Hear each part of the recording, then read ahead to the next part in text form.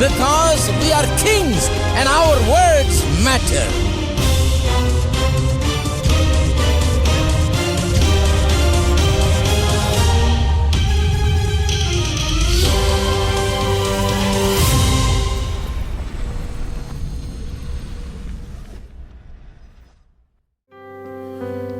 கர்த்தர் நல்லவர், ருசித்து பாருங்கள்.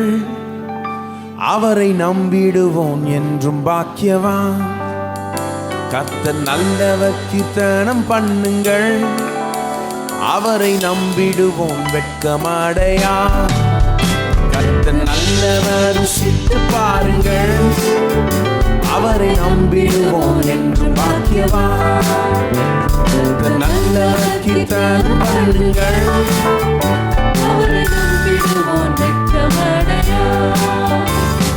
அக்கிரமங்களை மன்னித்து மறப்பவர், நித்தம் பிராணனை அழிவுக்கு காப்பவர், நன்மையாவாயை விருத்தி செய்பவர், வாழ வயது போல் மேலும் திரும்ப செய்பவர்.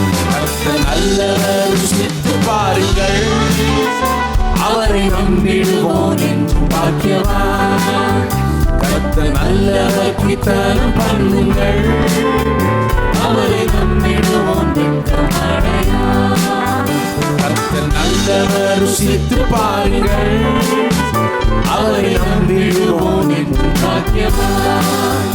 கர்த்தர் நல்லவர், கீர்த்தனம் பண்ணுங்கள். அவரை நம்பிடுவோம் வெட்கமடையா.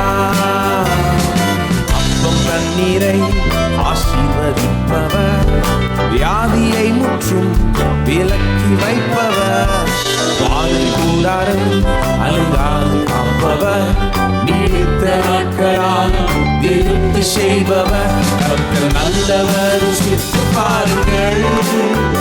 அவரை நம்பிடுவோம் என்றும் பாக்கியவான். கர்த்தர் நல்லவர், கீர்த்தனம் பண்ணுங்கள். அவரை நம்பிடுவோம் வெட்கமடையா. கர்த்தர் நல்லவர், ருசித்து பாருங்கள். அவரை நம்பிடுவோம் என்று பாக்கியவான். கர்த்தர் நல்லவர், கீர்த்தனம் பண்ணுங்கள். அவரை நம்பிடுவோம் வெட்கமடையா. வலது கையினால் அற்புதம் செய்தவர், சத்ரு சேனையை கலங்கடித்தவர், சிறுவ சமுத்திரம் இரண்டாக பிளந்தவர், கண்மாலை பிளந்து தண்ணீரை தந்தவர். கர்த்தர் நல்லவர், ருசித்து பாருங்கள். அவரை நம்பிடுவோம் என்றும் பாக்கியவான். கர்த்தர் நல்லவர், கீர்த்தனம் பண்ணுங்கள். அவரை நம்பிடுவோம் வெட்கமடையா. கர்த்தர் நல்லவர், ருசித்து பாருங்கள். அவரை நம்பிடுவோம் என்றும் பாக்கியவான். கர்த்தர் நல்லவர், கீர்த்தனம் பண்ணுங்கள். அவரை நம்பிடுவோம் வெட்கமடையா. 5 அப்பத்தை பெருக செய்தவர், கொஞ்சம் எண்ணெயை வத்திக்க செய்தவர், ஆழ்விலே உம்மை எல்லாவற்றுக்கும் முற்றும் போதுமானவர். கர்த்தர் நல்லவர், ருசித்து பாருங்கள். அவரை நம்பிடுவோம் என்றும் பாக்கியவான். கர்த்தர் நல்லவர், கீர்த்தனம் பண்ணுங்கள். அவரை நம்பிடுவோம் வெட்கமடையா. கர்த்தர் நல்லவர், ருசித்து பாருங்கள். அவரை நம்பிடுவோம் என்றும் பாக்கியவான். கர்த்தர் நல்லவர், கீர்த்தனம் பண்ணுங்கள். அவரை நம்பிடுவோம் வெட்கமடையா. தாழ்விலை நம்மை நினைவு கூர்பவர், தாயினும் மேலாய் அன்பு கூர்பவர், ஐஸ்வர்யம் பெற வேதனம் கொடுப்பவர், செய்வதையெல்லாம் என்று வாய்க்க செய்பவர். கர்த்தர் நல்லவர், ருசித்து பாருங்கள். அவரை நம்பிடுவோம் என்று பாக்கியவான். கர்த்தர் நல்லவர், கீர்த்தனம் பண்ணுங்கள். அவரை நம்பிடுவோம் வெட்கமடையா. கர்த்தர் நல்லவர், ருசித்து பாருங்கள். அவரை நம்பிடுவோம்.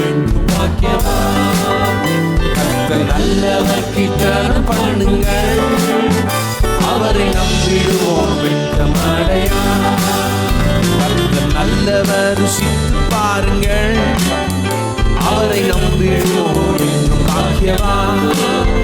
கர்த்தர் நல்லவர், கீர்த்தனம் பண்ணுங்கள், அவரை நம்பிடுவோம் வெட்கமடையா. நம்ம எல்லோரும் தயவு செய்து எழுந்து நின்று பாடுவோம். எத்தனை பேர் கர்த்தரை நம்புகிறீர்கள்? நீங்கள் பாக்கியவான்கள். நிறைய பேர் நம்ம ருசித்து பார்த்திருக்கிறோம் அவர் எவ்வளவு நல்லவர். அந்த பாக்கியத்தை ருசித்து பார்த்திருக்கிறோம். ஒருவேளை இந்த வேலையில நீங்க அந்த பாக்கியத்தை இல்லைங்க, நான் அவ்வளோ இந்த ரொம்ப கஷ்டமான நேரத்தில் இருக்கிறேங்க, எனக்கு அப்படி தெரியல, அவர் ரொம்ப நல்லவர் போல இப்போ எனக்கு தெரியல அப்படின்னு யோசித்தீங்கன்னா கூட பரவாயில்ல. இப்போ நம்ம கஷ்டத்தில் இருக்கலாம், ஆனால் கர்த்தர் மேலே நம்பிக்கை இருக்கா? நம்பிக்கை இருக்குன்னா கூடி சீக்கிரம் அந்த சூழ்நிலை மாறும். நம்பிக்கை இருந்தனால் போதும், நீங்கள் பாக்கியவான்கள்னு எடுத்துக்கொள்ளலாம். அவர் மேலே நம்பிக்கை வைக்கிறதே ஒரு பெரிய பாக்கியம் தான் இன்னும் கேட்டா. ஏன்னா அவர் மேலே நம்பிக்கை வைக்கிறது சாதாரண விஷயம் கிடையாது. பாருங்க, உலகத்தார் அவர் மேலே நம்பிக்கை வச்சிருக்காங்க கிடையாது. அவரை நம்ப முடியாது அவங்களால. அவர் உங்களால் அவரை நம்ப முடியும்னாலே அது என்ன காண்பிக்குது? அவர் உங்களுக்கு உதவி செய்திருக்கிறார், உங்களுக்குள்ள கிரியை செய்து கொண்டிருக்கிறார், உங்களை உதவுகிறார், அவரை விசுவாசிக்கும்படி நம்பும்படி அவர் ஹெல்ப் பண்ணுகிறார் பாருங்க. ஆகவே நம்பிக்கை இருக்கா? கொஞ்சமாவது நம்பிக்கை இருக்கா இன்னைக்கு கர்த்தர் மேல? நீங்கள் பாக்கியவான்கள். கண்டிப்பா நல்லது நடக்கும், கண்டிப்பா ஆசீர்வாதம் வரும், கண்டிப்பா மாற்றம் வரும், கண்டிப்பா முன்னேற்றம் வரும். எத்தனை பாக்கியவான்கள் இருக்கீங்க இன்னைக்கு? தொடர்ந்து கர்த்தரை ஆராதிப்போம், துதிப்போம். நம் இயேசு நல்லவர், ஒருபோதும் கைவிடா, ஒரு நாளும் விலகிடா. நம் இயேசு நல்லவர், ஒருபோதும் கைவிடா, ஒரு நாளும் விலகிடா. நம் இயேசு நல்லவர், ஒருபோதும் கைவிடா, ஒரு நாளும் விலகிடா. நம் இயேசு நல்லவர், ஒருபோதும் கைவிடா, ஒரு நாளும் விலகிடா. ஒன்று சேர்ந்து நாம் துதிப்போம், சாத்தானை மிதிப்போம், தேசத்தை சுதந்தரிப்போம். ஒன்று சேர்ந்து நாம் துதிப்போம், சாத்தானை மிதிப்போம், தேசத்தை சுதந்தரிப்போம். நம் இயேசு நல்லவர், ஒருபோதும் கைவிடா, ஒரு நாளும் விலகிடா. நம் இயேசு நல்லவர், ஒருபோதும் கைவிடா, ஒரு நாளும் விலகிடா. எதிர்காலம் நமக்குண்டே, எதற்குமே பயமில்லை.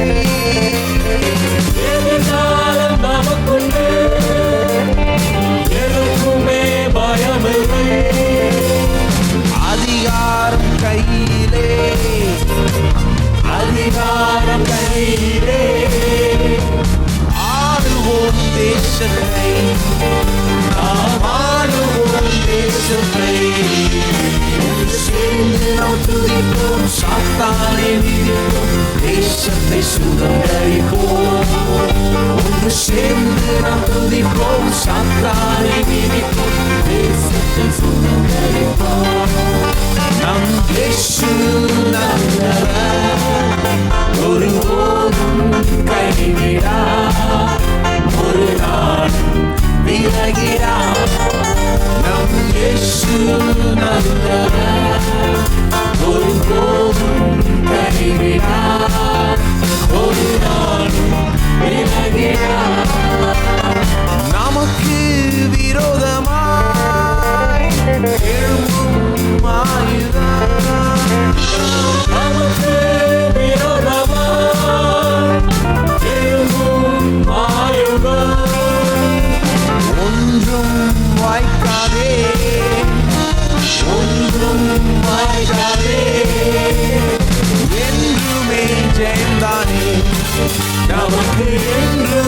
ஜெயந்தானே.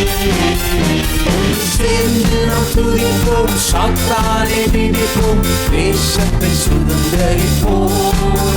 ஒன்று சேர்ந்து நாம் துதிப்போம், சாத்தானை மிதிப்போம், தேசத்தை சுதந்தரிப்போம். நம் இயேசு நல்லவர், ஒருபோதும் கைவிடார், ஒரு நாளும் விலகிடார். நம் இயேசு நல்லவர், ஒருபோதும் கைவிடார், ஒரு நாளும் விலகிடார்.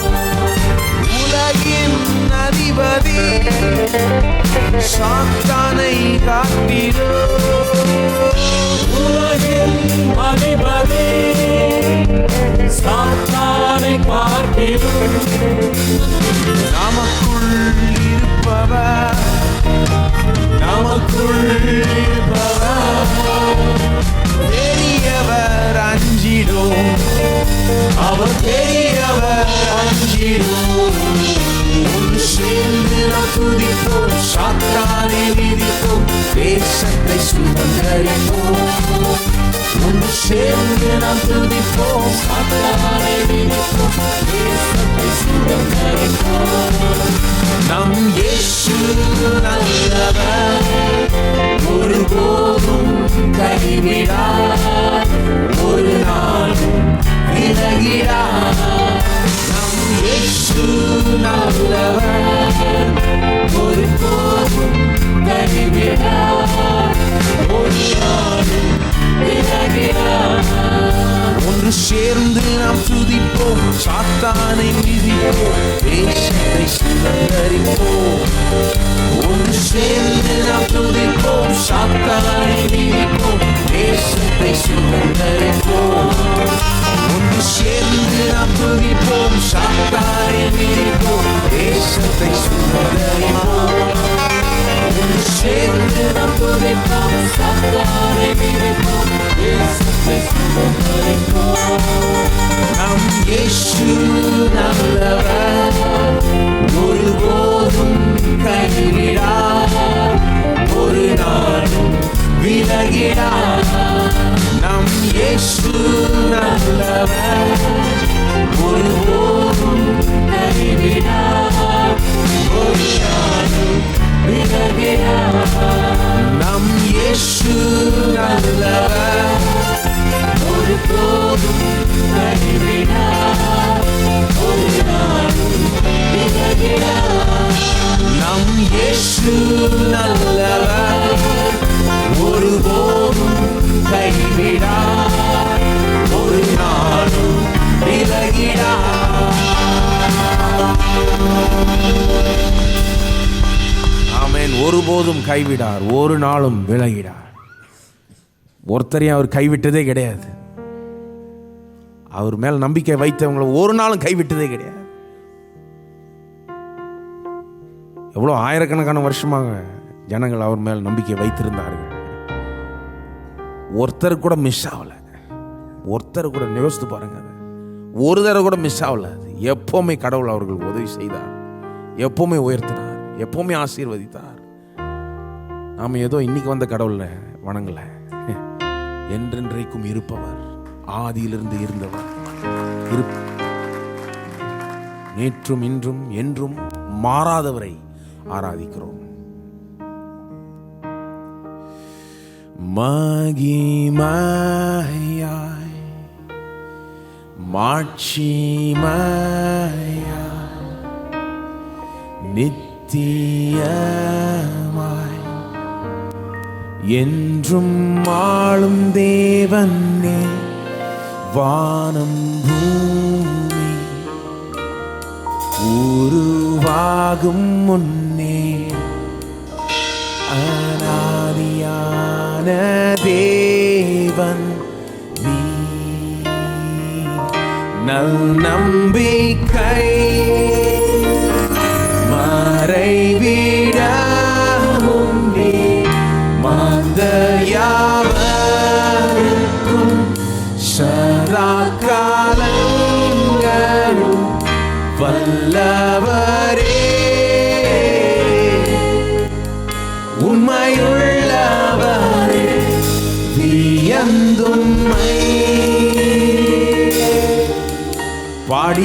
போற்றுகிறோம் என்றும் நிரந்தரம் மறைவீடம்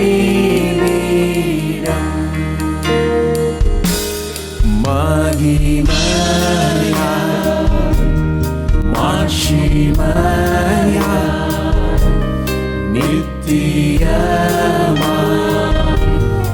என்றும் ஆழ்ந்தேவன் நீர் வானம் பூமி உருவாகும் முன்னே அனாதியான தேவன்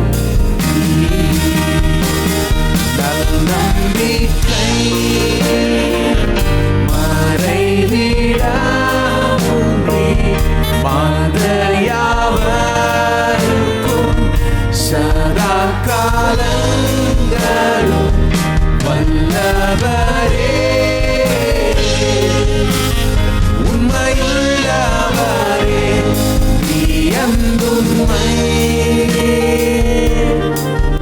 பாடி போற்றுகிறோம் என்றும் நிரந்தரம் மறைவீடம் நல் நம்பிக்கை நம்பிக்கை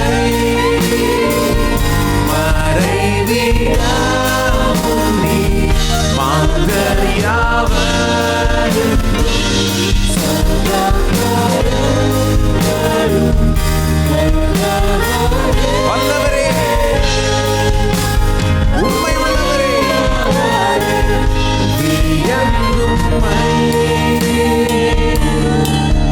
பாடி போற்றுகிறோம் என்றும் நிரந்தரம் மறைவீடம்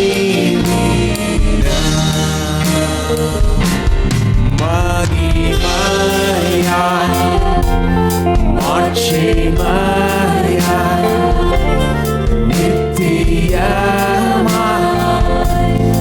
என்றும் ஆளும் தேவன் நீர் வானம் பூமி உருவாகும் முன்னே அனாதியான தேவன் நீர்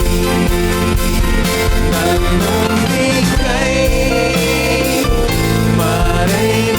மறைவிடாமும் நீர் மாந்தர் யாவருக்கும் சதா காலங்களும் வல்லவரே உண்மையுள்ளவரே தீயந்துண்மை பாடி போற்றுகிறோம் என்றும் நிரந்தரம் மறைவீடம் எல்லோரும் நல் நம்பிக்கை நம்பிக்கை மறைவிடாமும் நீர்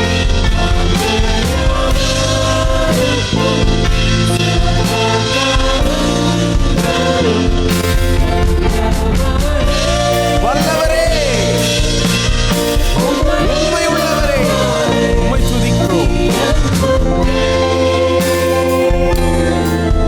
பாடி போற்றுகிறோம் என்றும் நிரந்தரம் மறைவீடம்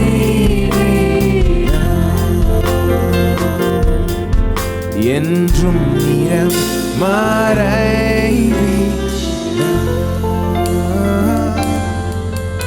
என்றும் நிரந்தரம் மறைவீடம்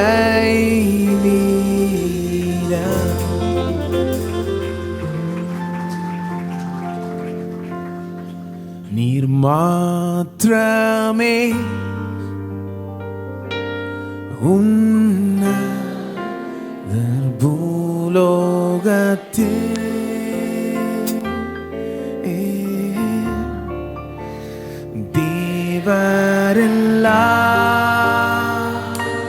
தேவரெல்லாரேனும் நீருயர்ந்தவர்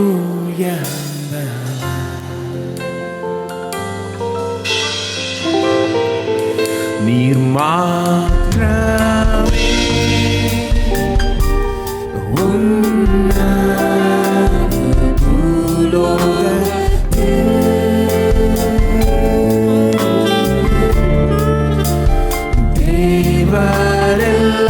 தேவரெல்லாம்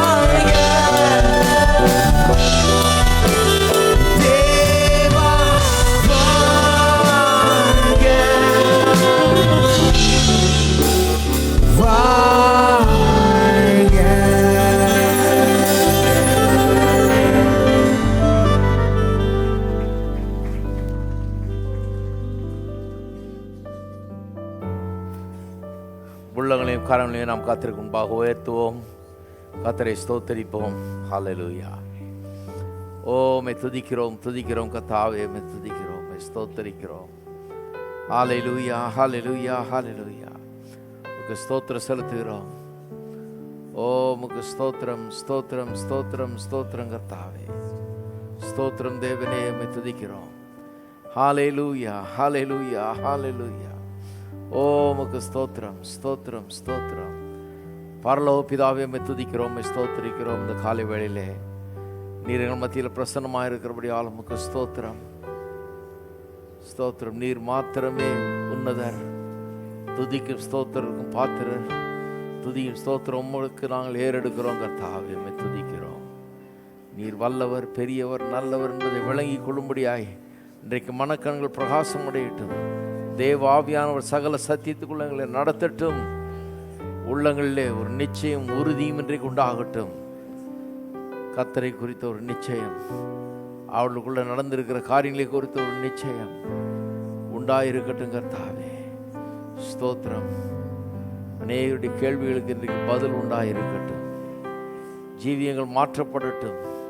கர்த்தருடைய வார்த்தை ஒவ்வொருவரையும் அணைந்து உருவாக்கட்டும் கர்த்தாவே. உம்முடைய குமாரனுடைய சாயலுக்கு ஒப்பாக எங்களை மாற்றுவதே உம்முடைய வேலையாயிருக்கிறது. அந்த வேலை இன்றைக்கு ஆவியானவர் மூலமாய், அவருடைய வார்த்தையின் மூலமாய் எங்கள் மத்தியில் எங்களுக்குள்ளாக நடைபெறட்டும். உமக்கு எல்லா கனம், மகிமை, துதி, ஸ்தோத்திரங்களை ஏறெடுக்கிறோம். இயேசுவின் நாமத்திலே ஜெபிக்கிறோம். ஆமென். நமஸ்காரம். காணிக்கைகளை கத்திராதிக்கின்ற நேரம். உலகெங்கிலும் இந்த இணையதளத்தின் மூலமாக, டிவி மூலமாக எங்களோடு கூட ஆராதனை பங்கெடுத்து நீங்களும் காணிக்கை செலுத்த விரும்பினால் இப்பொழுதே வெப் கிவிலிங் மூலமாக செலுத்தலாம், அல்லது விக்டரி கிறிஸ்டியன் ஃபவுண்டேஷன் பெயருக்கு காசோலைகள் அதை எம்ஓடிடி அனுப்பலாம். சபை திட்ட பணிகளுக்கு கொடுக்கக்கூடிய அது வைத்திருந்த முடிந்து போகும் பொழுது போர்ட்டிகோ உள்ள பெரிய காணிக்கை பட்டியலில் செலுத்தும்படி கேட்டுக்கொள்கிறோம். தசமான் காணிகளோடு கரங்களை உயர்த்துவோம். கர்த்தருடைய வார்த்தையை கேட்டுக் கொடுப்போம். தேவனுடைய வார்த்தை சொல்கிறது, கொடுங்கள் அவளுக்கு கொடுக்கப்படும், அமைக்கி குலுக்கி சரிந்து விழும்படி நன்றாய் அலைந்து உங்கள் மடியில் போடுவார்கள். எந்த அளவினால் அழைக்கிறீர்களோ அதே அளவினால் திரும்ப கொடுக்கப்படும். என் தேவன் என்னுடைய குறைவுகளையும் தேவைகளையும் அவருடைய மகிமையை ஐஸ்வர்யத்தபடி கிறிஸ்து இயேசுவுக்குள் நிறைவாக்குவார் என்று நான் விசுவாசிக்கிறேன். என் காணிக்கையினாலே தேவனை கனப்படுத்துகிறேன். ஆமென். கரங்களை கீழே பெற்றுக்கொள்வார்கள். புதிதாய் வந்தலை வரவேற்க விரும்புகிறோம். இந்த ஆராதனைக்கு முதல் தடவையாய் வந்திருந்தால் தயவு செய்து கரங்களை உயர்த்துங்கள். உள்ளே இருப்பவர்களும் வெளியே இருப்பவர்களும் மேலே அமர்ந்திருப்பவர்களும் ஒரு சில வினாடிகளுடைய கரங்களை உயர்த்துங்கள். உங்களுக்கு சபை செய்திகளை புரோஷரை கொடுப்பார்கள். இந்த புரோஷரிலே சபை ஆராதனை நேரங்கள், டிவி நிகழ்ச்சி நேரங்கள் எல்லாம் அடங்கி இருக்கிறது. அதை பார்க்கும்படி கேட்டுக்கொள்கிறோம். அது மட்டுமல்லாமல் மத்தியில் ஒரு அட்டையை பார்ப்பீர்கள்.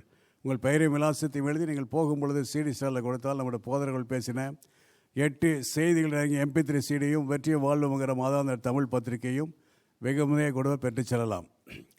வருகிற செவ்வாய்க்கிழமை ஆராதனை நமக்கு உண்டு. இனி செவ்வாய்க்கிழமை ஆராதனை ரத்து செய்யப்பட மாட்டாது. ஆகினால மற்றவர்கள் செவ்வாய்க்கிழமை ஆராதனைக்கு வாருங்கள், மற்றவர்களுக்கு சொல்லுங்கள். புது வருட ஆராதனையிலே பிரசங்கிக்கப்பட்ட பிரசங்கம் விற்பனைக்கு வந்துள்ளது. ஆகவே வேணுமென்கிறவர்கள் நம்முடைய புத்தக கடையிலே வெளியிலே வாங்கி கொள்ளலாம்.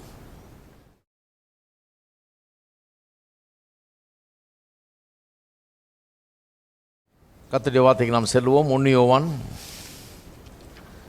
4ஆம் அதிகாரத்துக்கு திருப்புங்கள் தயவுசெய்து. 1 யோவான் 4ஆம் அதிகாரம் 12ஆம் வசனம். தேவனை ஒருவரும் ஒருபோதும் கண்டதில்லை. நாம் ஒருவரிடத்தில் ஒருவர் அன்பு கூர்ந்தால் தேவன் நமக்குள் நிலைத்திருக்கிறார், அவருடைய அன்பும் நமக்குள் பூரணப்படும். ஒருவரை ஒருவர் அன்பு கூறுவதை குறித்து போய்த்து வருகிறோம். முதல்ல தேவன் நம்ம எவ்வளோ அன்பு கூர்ந்தார் என்பதை குறித்து போதித்தேன், தேவனுடைய அன்பை குறித்து. அதன் பிறகு ஒருவரை ஒருவர் அன்பு கூறுவதை குறித்து போய்த்து வருகிறோம். வாக்கிங் இன் லவ், அதாவது அன்பிலே நடப்பது என்பதை குறித்து இங்கே பல வாரங்களாக இப்பொழுது போதித்து வருகிறோம். அதில் 1 யோவான் மிக முக்கிய பங்கு வகிக்கிறது. 1 யோவான் புஸ்தகத்திலே நிறைய பகுதி எழுந்த ஒருவர் அன்பு கூறுவதை பற்றிய பகுதிகள் ஏற்கனவே சொல்லியிருக்கிறேன், மறுபடியும் சொல்கிறதில் தப்பு இல்லை. வயதான காலத்தில் எழுதுகிறார்.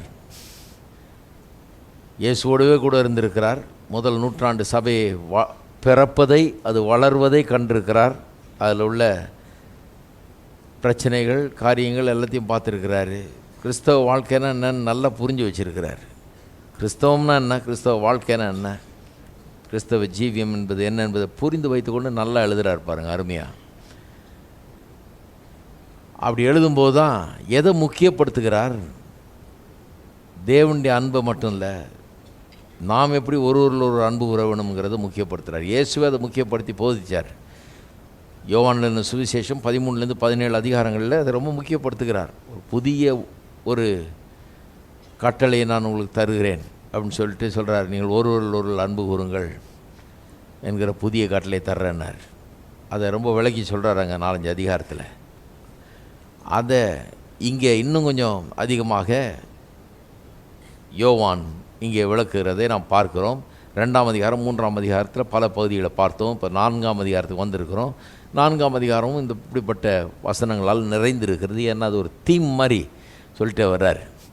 என்ன பேக்ரவுண்டில் சொல்கிறாரு, நாம் இருளில் இருந்தும் இப்போ ஒளியில் வந்திருக்கிறோம். இருளில் இருந்தோம்னு சொன்னால் பிசாசினுடைய அந்த அடிமைத்தனத்தில் இருந்தோம், பாவிகளாக இருந்தோம். வேற ஒரு வாழ்க்கை, நம்முடைய வாழ்க்கை அப்படி இருந்தது. இப்போ தேவனுடைய பிள்ளைகளாக இருக்கிறோம். ஒரு புதிய ஒரு சிருஷ்டிப்பாக நாம் மாறி இருக்கிறோம். காரியங்கள்லாம் மாறிடுச்சு. இப்போ இதில் முக்கியமாக நமக்கு இந்த புது வாழ்க்கையில் முக்கியமான அம்சம் என்னென்று சொன்னால், நாம் ஒருவர் அன்பு கூறுவது. இப்படி தான் கொண்டாடுறார். ஏன்னா தேவன் அன்பாகவே இருக்கிறார். இந்த அன்பாகவே இருக்கிற தேவன் இன்றைக்கு நமக்குள்ளே வந்து வாசம் பண்ணுகிறார். இன்றைக்கு நம்ம மாற்றி இருக்கிறார், நமக்குள்ள ஒரு பெரிய கிரியை செய்திருக்கிறார். ஆகவே நம்மளை காணப்பட வேண்டிய மிக முக்கியமான ஒரு தன்மை என்னென்னா, ஒருவரில் ஒருவர் அன்பு கூறுவது என்று சொல்லி அப்படி தான் அதை போதிக்கிறார். இந்த வசனம் 12ஆம் வசனம் இந்த 1 யோவான் புஸ்தகத்திலே ரொம்ப கஷ்டமான வசனம் என்று சொல்லலாம். ஒரு காரணத்துக்காக. ஏன்னா எப்படி ஆரம்பிக்குது பாருங்கள், தேவனை ஒருவரும் ஒருபோதும் கண்டதில்லை. எதையோ ஒன்று வேண்டாத கொண்டாந்து இங்கே நுழைச்சிட்டா மாதிரி இருக்குது. அதுக்கு என்ன சம்மந்தம் இருக்குது? ஒருவரில் ஒருவர் அன்பு ஊற கடவோம்ன்றதை பற்றி பேசிகிட்டு இருக்காரு. இதுக்கு நடுவில் கொண்டு தேவனை ஒருவரும் கண்டதில்லைன்னு சொல்லி த இன்விசிபிலிட்டி ஆஃப் காட், தேவன் கண்ணால் காணக்கூடாதவர், யாரும் பார்த்ததில்லை, பார்க்கவும் முடியாதுங்கிறத என் கொண்டு இங்கே கொண்டு சேர்க்குறாரு. குழப்புது நிறைய பேர். இது நிறைய பேர் இதை பலவிதமாக சொல்கிறாங்க. என்னுடைய அர்த்தத்தை 12ஆம் வசனத்தினுடைய அர்த்தத்தை பலவிதமாக சொல்கிறாங்க. ஏன்னா தேவனை ஒருவரும் ஒருபோதும் கண்டதில்லைன்னு சொல்லிட்டு அப்புறம் என்ன சொல்கிறாரு, நாம் ஒருவரிடத்தில் ஒருவர் அன்பு கூர்ந்தால் தேவன் நமக்குள் நிலைத்திருக்கிறார், அவருடைய அன்பும் நமக்குள் பூரணப்படும்ன்றார். அப்போ ஒருவர் அன்பு கூறுறதை பற்றி தான் பேசுகிறாரு. ஆனால் அது சம்மந்தமாக சொல்லும்போது தேவனை ஒருவரும் ஒருபோதும் கண்டதில்லைன்னு சொல்கிறார். ஆகவே இதை ரெண்டுத்தையும் லிங்க் பண்ணி பல பேர் பல விதமாக இதை வியாக்கியானம் பண்ணிடுறாங்க. தவறான புரிந்து கொள்ளுதல் நிறைய நேரத்தில் வேகமாக பரவுது. உண்மையான அர்த்தம் தான் பரவ மாட்டேங்குது. கவனிச்சிருக்கீங்களா? தேவன் அன்பாகவே இருக்கிறார்ன்றதை எப்படிலாம் தப்பாக புரிஞ்சு வச்சுருக்கிறாங்கன்னு போதிச்சேன் நான். தேவனுடைய அன்பை குறித்து போதிக்கும்போது தேவன் அன்பாகவே இருக்கிறாருன்னு சொல்லியிருக்குது. அப்போ என்ன சொல்லிட்டாங்க, நிறைய பேர் அன்பு தான் தேவன் அப்படின்ட்டாங்க. இல்லை தேவன் வேறு, அவர் எப்படி இருக்கிறாருன்றதை சொல்லுது தான் அப்படி சொல்லியிருக்குது ஒழிய அன்பை தேவன்னு சொல்லிட முடியாது, அன்பை கடவுளாகிட முடியாது. அன்புங்கிறது தேவனுடைய பிரதான குணமாக இருக்கிறது. எல்லா குணத்தை காட்டிலும் அதை தான் ரொம்ப ஹைலைட் பண்ணி வேதம் சொல்லுகிறது. அதுதான் ரொம்ப பிரதான குணமாக இருக்கிறதுன்றது தான் அப்படி சொல்லியிருக்கிறது ஒழிய அன்பு கடவுள்னு சொல்லிட முடியாது. சிலர் அப்படி சொல்லிகிட்டு இருக்கிறாங்க பாருங்கள். இந்த தவறான கருத்துக்கள் நல்லா வேகமாக பரவுது. எப்போவுமே பார்த்துருக்கீங்கன்னா தவறான அபிப்பிராயங்கள், கருத்துகள் அப்படியே தீப்பொறி மாதிரி அப்படியே பற்றிக்கிட்டு எரியுது. எல்லாரும் அதை பேசுகிறாங்க. அன்பு தான் கடவுள் அப்படின்னு. தப்பு. அன்பு தான் கடவுள்னு போனீங்கன்னா எல்லாமே தப்பாக போயிடும். கடவுள் வேறு, அவர் அன்பாகவே இருக்கிறார் இல்லையா? அப்போ அதே மாதிரி தான் இந்த வசனமும் இதையும் தப்பாக புரிஞ்சுக்கிறாங்க பாருங்கள்.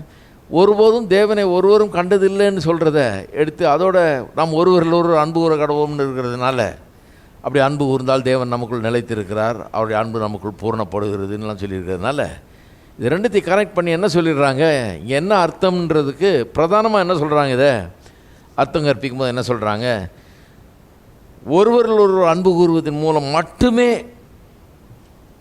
தேவனை நாம் அன்பு கூற முடியும். தேவனை எப்படி அன்பு கூற முடியும்? ஒருவரில் ஒருவர் அன்பு கூர்ந்தால்தான் தேவனை நாம் அன்பு கூற முடியும் அப்படின்றாங்க. இது கேட்குறதுக்கு நல்லா இருக்குது, ஆனால் நல்லா ஆழமாக யோசித்து பாருங்கள், அது சரியாக இருக்க முடியாது. ஒருவரில் ஒருவர் அன்பு கூறுவதனால் மட்டுமே தேவனை நாம் அன்பு கூற முடியும். ஏன்னா தேவனை யாரும் கண்டதில்லை, காணவும் முடியாது, அவரை பார்க்க முடியாது. ஆகவே தேவனை அன்பு கூறுறது எப்படி? ஒருவர் அன்பு கூர்ந்தால் நம்ம கடவுளையே அன்பு கூர்ந்தா மாதிரி அப்படின்ற மாதிரி பேசுகிறாங்க. கிடையவே கிடையாது. இயேசு சொன்னதை யோசித்து பாருங்கள். இயேசு ஒரு இடத்துல சொல்கிறார் இல்லையா, பிரதான கற்பனை என்ன அப்படின்லாம் கேட்கும்போது, கற்பனையை பற்றி சில கேள்விகள் எழுப்பும்போது அவர் சொல்கிறார், தேவனாய் கர்த்தரை முழு இருதயத்தோடும் முழு ஆத்மாவோடும் முழு பலத்தோடும் முழு இருதயத்தோடும் அன்பு கூறுவாயாகன்னு சொல்லிட்டு, உன்னில் அன்பு கூறுறது போல பிறனிலும் அன்பு கூறுவாயாக.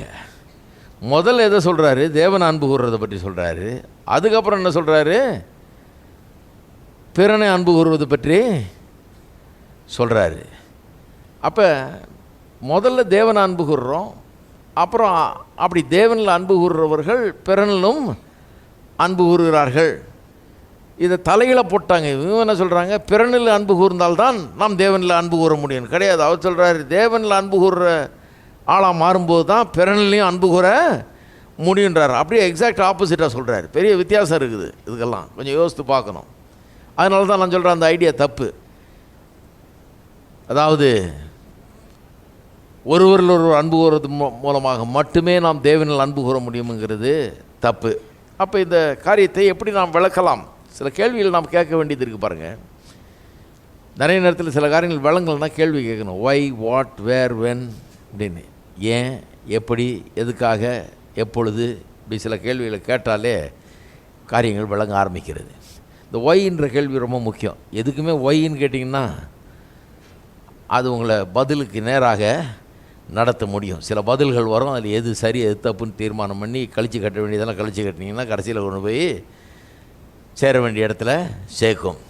அப்போ ஒய்ன்றது கேட்கணும். இங்கே ஏன் இந்த லைனை கொண்டு இங்கே சேர்த்தார்? தேவனை ஒருபோதும் ஒருவனும் கண்டதில்லைங்கிற அந்த ஒரு லைனை சம்பந்தம் இல்லாத மாதிரி இருக்குது. ஒருவரில் ஒருவர் அன்பு கூறுவதற்கும் அதுக்கும் எந்த தேவன் காண முடியாது, கண்டது இல்லைன்றது அன்பு கூறுற அதுக்கும் எந்த சம்மந்தமே இல்லாத போல இருக்குது. ஏன் கொண்டு வந்து இங்கே சேர்த்தார்? ஏன் இதை யோவான் இந்த இடத்துல சொல்கிறாரு?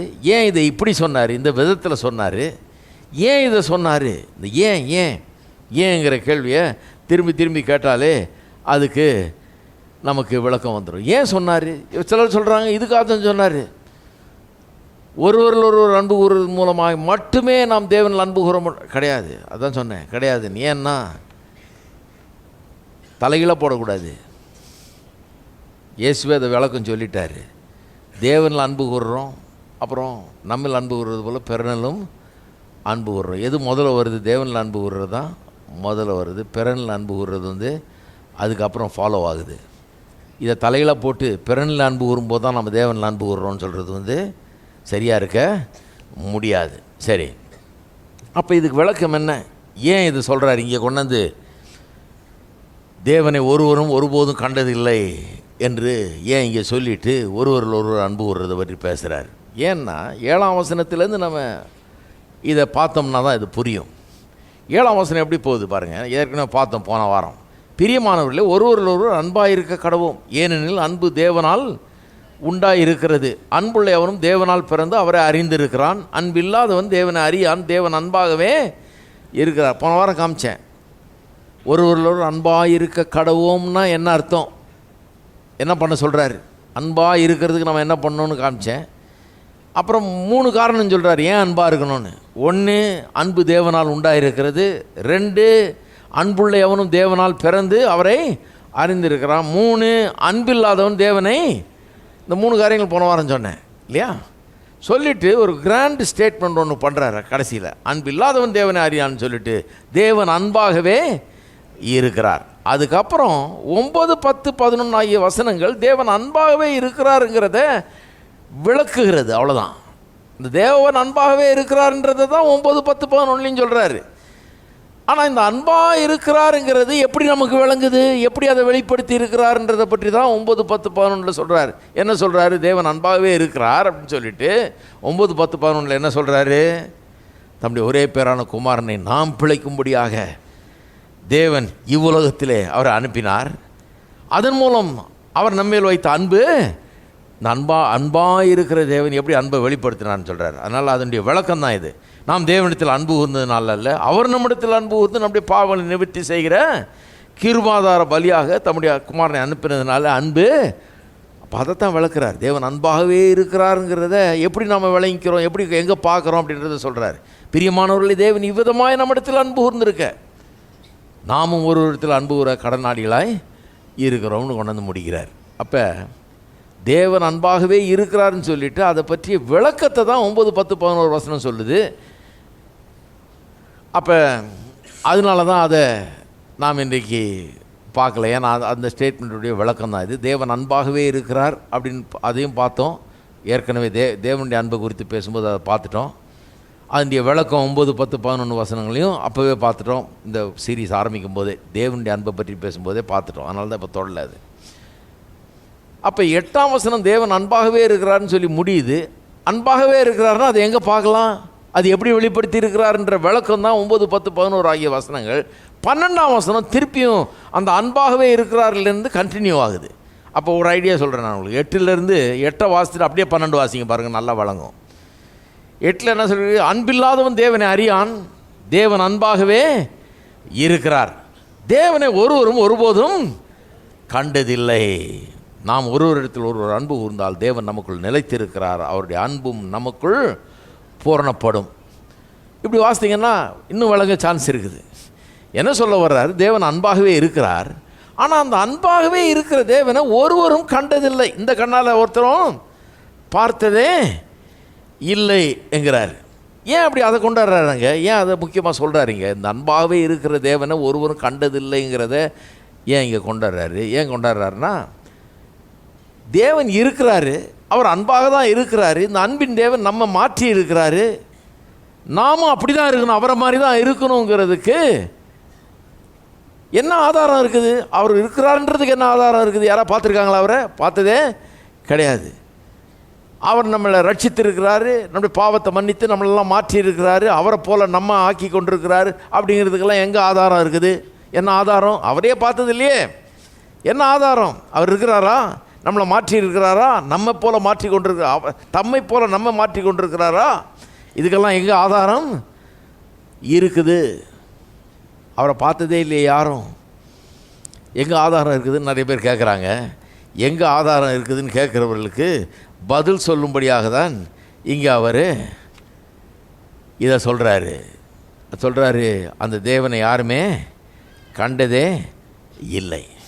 கண்டதே இல்லைன்னா அவர் எப்படி அறிஞ்சிக்கிறது? நான் அவரை யாருமே பார்த்ததில்லை, ஒருவரும் கண்டதில்லை. யாராவது ஒருத்தர் பார்த்துருந்தா கூட சரி, அவங்க மூலமாக நம்ம தெரிஞ்சுக்கலாம். யாருமே பார்த்ததில்லையே, அந்த தேவனை எப்படி நான் தெரிஞ்சுக்கிறது?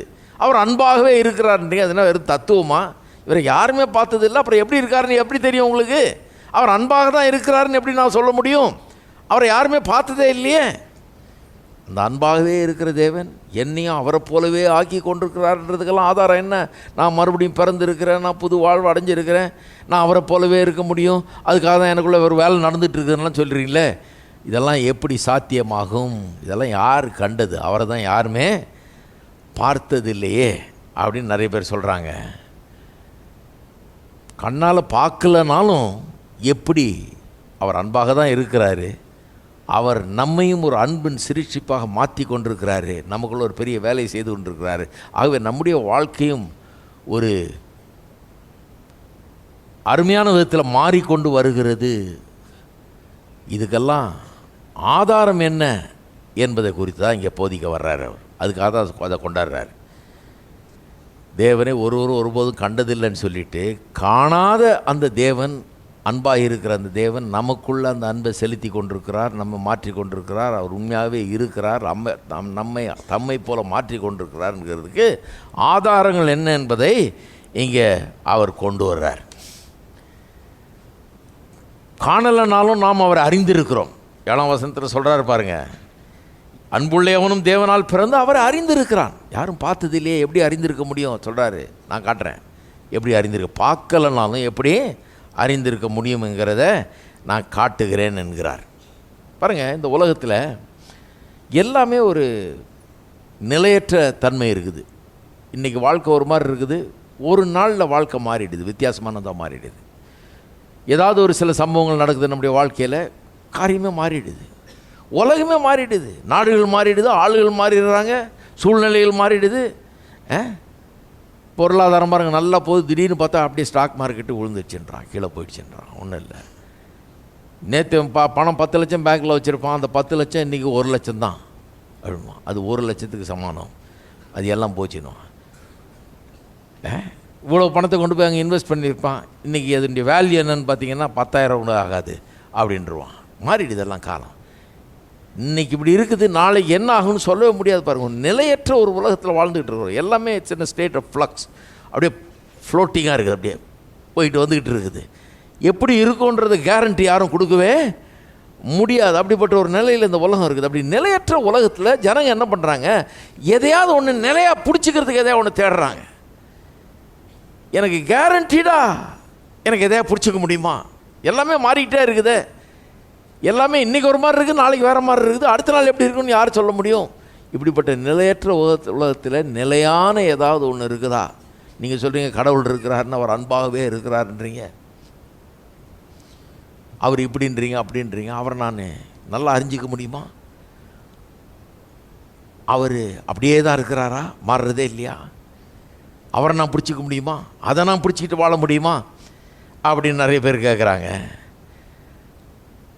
ஆமாம், அவர் அன்பாகவே தான் இருக்கிறார். அவர் நம்ம மாற்றி கொண்டிருக்கிறார், நமக்குள்ள கிரியை செய்து கொண்டிருக்கிறார். அவர் மாறுவதில்லை. அவர் அற்புதமானவர், அவர் பெரியவர், நல்லவர், வல்லவர். அப்படிங்கிறதுக்கு ஆதாரம் என்ன? நிச்சயம். எதன் மூலமாக அந்த நிச்சயம் நமக்கு வர முடியும்? 3 காரணங்கள் சொல்கிறார் இங்கே 12ஆம் வசனத்தில். 3 காரணங்கள் சொல்கிறார் எதன் மூலமாக அந்த நிச்சயம் வர முடியும். 3 அங்கேயே இருக்குது பாருங்கள், நம்ம வெளியேருந்து கொண்டாட வேண்டியதில்லை. கிறிஸ்தவ பிரசங்கங்கள்லாம் நம்ம ஏதோ உற்பத்தி பண்ணுறதில்ல. ஒருத்தர் சொல்கிறார், இந்த வசனத்தில் 5 பாயிண்ட் எடுத்துட்டேங்க, இன்னொரு 2 பாயிண்ட்டு கொடுங்க, 7 ஆகிடும், அப்புறம் பர்ஃபெக்ட் ஆகிடும் அப்படின்றார். ஏன்னா அவர் நினச்சிருக்கார், ஒரு பிரசங்கம்னா 7 பாயிண்ட் இருக்க வேணாமா, எல்லாம் 7 பிரசங்கம் பண்ணி பழக்கமாகிடுச்சு எனக்கு, அதனால் ஏதோ ஒரு 2 பாயிண்ட் கொடுங்க இதோட சேர்த்து. நான் பிரசங்கம்னா எதையோ ஒரு இட்டு கட்டி சொல்கிற மாதிரி அப்படி கிடையாது. பிரசங்கிறது இங்கே இருக்கிறது சொல்கிறது தான் பிரசங்கம், இல்லாததெல்லாம் கொண்டாடக்கூடாது இதுக்குள்ளே. இப்போ நம்ம பிரசங்கம் அப்படிப்பட்ட ஒரு பிரசங்கம். இங்கே என்ன இருக்குது அதை தான் சொல்ல போகிறோம். 12ஆம் வசனத்தில் என்ன இருக்குது? 3 காரணம் இருக்குது. எதுக்கான 3 காரணம்? இந்த தேவனை நான் நிச்சயமாக அறிந்து கொள்ள முடியும், நல்லா புரிஞ்சு கொள்ள முடியும். அவர் அன்பாகவே இருக்கிற தேவன், அவர் எனக்குள்ளே இருந்து கொண்டு எனக்குள்ளே கிரியை செய்து கொண்டிருக்கிறார், என்னை மாற்றி கொண்டிருக்கிறார். இவரை குறித்து நான் நல்லா அறிஞ்சிருக்கிறேங்கிறதுக்கு நிச்சயம் என்ன? நான் மாற்றப்பட்டிருக்கிறேன், புது சிருஷ்டியாக இருக்கிறேன், அவருக்குள்ளே இருக்கிறேன்றதுக்கு நிச்சயம் என்ன? புது வாழ்வை பெற்றிருக்கிறேன்றதுக்கு நிச்சயம் என்ன? இந்த தேவன் இருக்கிறாரா? இவர் யாரையும் பார்த்தது இல்லையே, பார்க்காத பட்சத்தில் இவர் இருக்கிறார்ன்றது நிச்சயம் என்ன? 3 காரணங்கள் இருக்குதுன்றார். நான் நிச்சயத்தை உடையவனாக இருப்பதற்கு 3 காரணங்கள் இருக்குதுன்னு சொல்கிறார். நிச்சயம் எங்கேருந்து வருதுன்றதுக்கு 3 காரணங்கள் சொல்கிறார். 3 அங்கேயே தான் இருக்குது. 12ஆம் வசனத்தை கவனிங்க. 1 இப்படி இந்த நெகட்டிவ் ஸ்டேட்மெண்ட் மூலமாக சொல்கிறார், தேவனை ஒருவரும் ஒருபோதும் கண்டதில்லைன்றது. அப்படின்னா என்ன அர்த்தம்? முதலாவது காரியம் என்னன்னா, என்னுடைய தேவனை குறித்த என்னுடைய நிச்சயம், தேவனை குறித்த என்னுடைய அறிவு நான் காண்கிற வெளிப்புறமான காரியங்களிலிருந்து வரவில்லை. தேவனை கொடுத்து நான் கொண்டிருக்கிற நிச்சயமும் அறிவும் எங்கிருந்து வருது? வெளிப்புறமான காரியங்களில் வருதில்லை, இயேசு கிறிஸ்துவின் மூலமாக எனக்கு வெளிப்படுத்தப்பட்டிருக்கிற காரியங்கள் மூலமாக எனக்கு உண்டாயிருக்கிறது. நான் தேவனை கண்டதில்லை, நான் மட்டும் இல்லை, எந்த மனுஷனும் கண்டதில்லை. அந்த எந்த மனுஷனும் கண்டதில்லை, ஒருவரும் கண்டதில்லைன்றதை ரொம்ப ரொம்ப வலியுறுத்துறார் பாருங்க. அது ரொம்ப முக்கியம். அது வேதவசனத்தில் பல இடங்களில் வருது. அது ரொம்ப அதை கொஞ்சம் வலியுறுத்துறேன் நானும். வேதவசனத்தில் பல இடங்களில் வருது. யோவான் எழுதின சுவிசேஷம் 1:18 இவரே அங்கே சொல்கிறாரு, தேவனை ஒருவரும் ஒருபோதும் கண்டதில்லைன்னு இவர் சொல்கிறாரு. நீங்கள் 1 தீமோத்தேயு 6ஆம் அதிகாரம் எடுத்திங்கன்னா 1 தீமோத்தேயு 6ஆம் அதிகாரம் 16ஆம் வசனம் பாருங்கள், ரொம்ப அழகாக சொல்லியிருக்குது. ஒருவராய் சாவாமை உள்ளவரும் சேரக்கூடாத ஒளியில் வாசம் பண்ணுகிறவரும் மனுஷரில் ஒருவரும் கண்டிராதவரும் காணக்கூடாதவருமாய் இருக்கிறவர். எப்போவுமே யாரும் கண்டதில்லையா, இனிமேலும் யாரும் காண முடியாது, காணக்கூடாதவருமாய் இருக்கிறவர். அதாவது இந்த உலகத்தில், இந்த வாழ்க்கை, இந்த நிலையில் ஒருவரும் தேவனை காணவே முடியாதான். கண்டதே இல்லை, காணவே முடியாது. காணக்கூடாதவருமாய் இருக்கிறவர், அவருக்கே கனமும் நித்திய வல்லமையும் உண்டாயிருப்பதாக. ஆமேன். சரி, அப்போ தேவன் காணக்கூடாதவர், எவரும் கண்டதில்லை அப்படின்றத இவர் வலியுறுத்துறாரு, பவுல் வலியுறுத்துறாரு, வேதவசனமே வலியுறுத்தி. இன்னும் பழைய ஏற்பாட்டுக்கு போனீங்கன்னா இன்னும் வேகமாக அதை வலியுறுத்துறாங்க. பழைய ஏற்பாட்டில் தேவன் மனுஷனை போல காட்சி அளிக்கிறார் அங்கங்கே. அதுக்கு பேர் வந்து தியாஃபனின்றாங்க இங்கிலீஷில். தியாஃபனின்னா appearance of God as a man at various times. பல்வேறு காலகட்டங்களில் தேவன் ஒரு மனிதனைப் போலவோ அல்லது ஒரு அதாவது கர்த்தருடைய தூதன் என்று அழைக்கப்படுறார். சில இடங்களில் ஆபிரகாமுக்கு வெளிப்பட்டார், லோத்துவின் இடத்துல வந்து பேசுகிறார். இப்படிலாம் நடந்தது பழைய ஏற்பாட்டில். கர்த்தருடைய தூதனானவர் இயேசுவே அப்படி வந்து பழைய ஏற்பாட்டு காலத்தில் காட்சி அளித்தார்னுங்கிறாங்க. ஆனால் அவரை கண்டவர்கள் தேவனை கண்டாங்களா? அவரை கண்டதுனால, அப்படி காட்சி அளித்ததுனால நான் பார்த்துருக்கேன் அவரை அப்படின்னு யாராவது சொல்ல முடியுமா? அப்படியெல்லாம் காட்சி அளித்த பிறகும் வேதம் என்ன சொல்லுது? இவர் என்ன சொல்கிறாரு? ஒருவரும் ஒருபோதும் தேவனை கண்டதில்லைன்ற. அப்போ காட்சி அளித்தார் அவர். What about the தியாஃபனிஸ்? தேவன் காட்சி அளித்தார். அந்த காட்சியெல்லாம் அவரை காண்ற மாதிரி இல்லையா? அதுக்கு ஒப்பானது கிடையாதா? கிடையவே கிடையாது. இன்னும் கூட இன்னும் ரொம்ப தீவிரமாக சொல்லலாம். மோசேக்கு ஒரு காலகட்டத்தில் தேவன் சொன்னார், வா அந்த மலையில் என்னை மீட் பண்ணினார். மலையில் மீட் பண்ணினா நான் அவனுக்கு முன்னால் கடந்து போவேன், என்னுடைய பின்பக்கத்தை பார்ப்பேன், என் முகத்தை பார்க்க மாட்டேன்னார். மோசே தேவனை பற்றி ஒரு பெரிய வெளிப்பாடு உள்ளவன். தேவனை எவ்வளோ க்ளோஸாக பார்க்க முடியுமோ அவ்வளோ க்ளோஸாக பார்த்துருக்கான். ஆனால் பின்னால் தான் பார்த்துருக்கிறான். லேசாடி போக பின்னால் இப்படி ஒரு ஃப்ளாஷ் மாதிரி பார்த்துருக்கான ஒழிய அவனும் கண்டதில்லை. இதெல்லாம் ஆன பிறகு வேதம் என்ன சொல்லுது? தேவனை ஒருவரும் ஒருபோதும் கண்டதில்லைன்னு தான் சொல்லுது. ஆனால் அங்கே பார்த்தானே மோசையை கூப்பிட்டு காமிச்சாரு. எதுக்காக காமிச்சாரு? காமிக்கல. முகத்தை பார்க்க முடியாதுன்ட்டார். போகிறேன், பின்னால் லேசாக அப்படி பார்த்துக்க, அவ்வளோதான். என்னத்தை பார்த்தானு தெரியல. ஒருவரும் ஒருபோதும் பிதாவை கண்டதில்லை.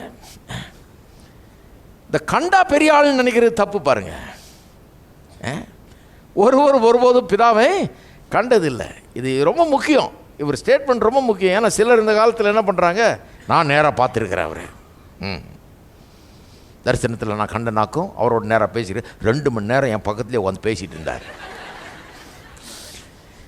உடனே இந்த ஆளுக்கு ஒரு சிலையை எழுப்பி நம்ம இந்த ஆளுக்கு ஒரு கோயிலை கட்டி இவரை ஒரு 2 கும்பிட்டுக்கிறோம். நம்ம தமிழ்நாட்டு மக்கள் இருக்காங்களே, உலகத்துலேயே மக்கள் அப்படி தான், தமிழ்நாட்டில் மட்டும் இல்லை, எல்லா இடத்துலையும் அப்படி தான். ஏன்னா அவர் வந்து நம்மளை மாதிரி இல்லைங்க. அவர் கடவுளே வந்து அவரோட பக்கத்தில் உட்காந்து 2 மணி நேரம் பேசிகிட்டு இருந்தாராம்.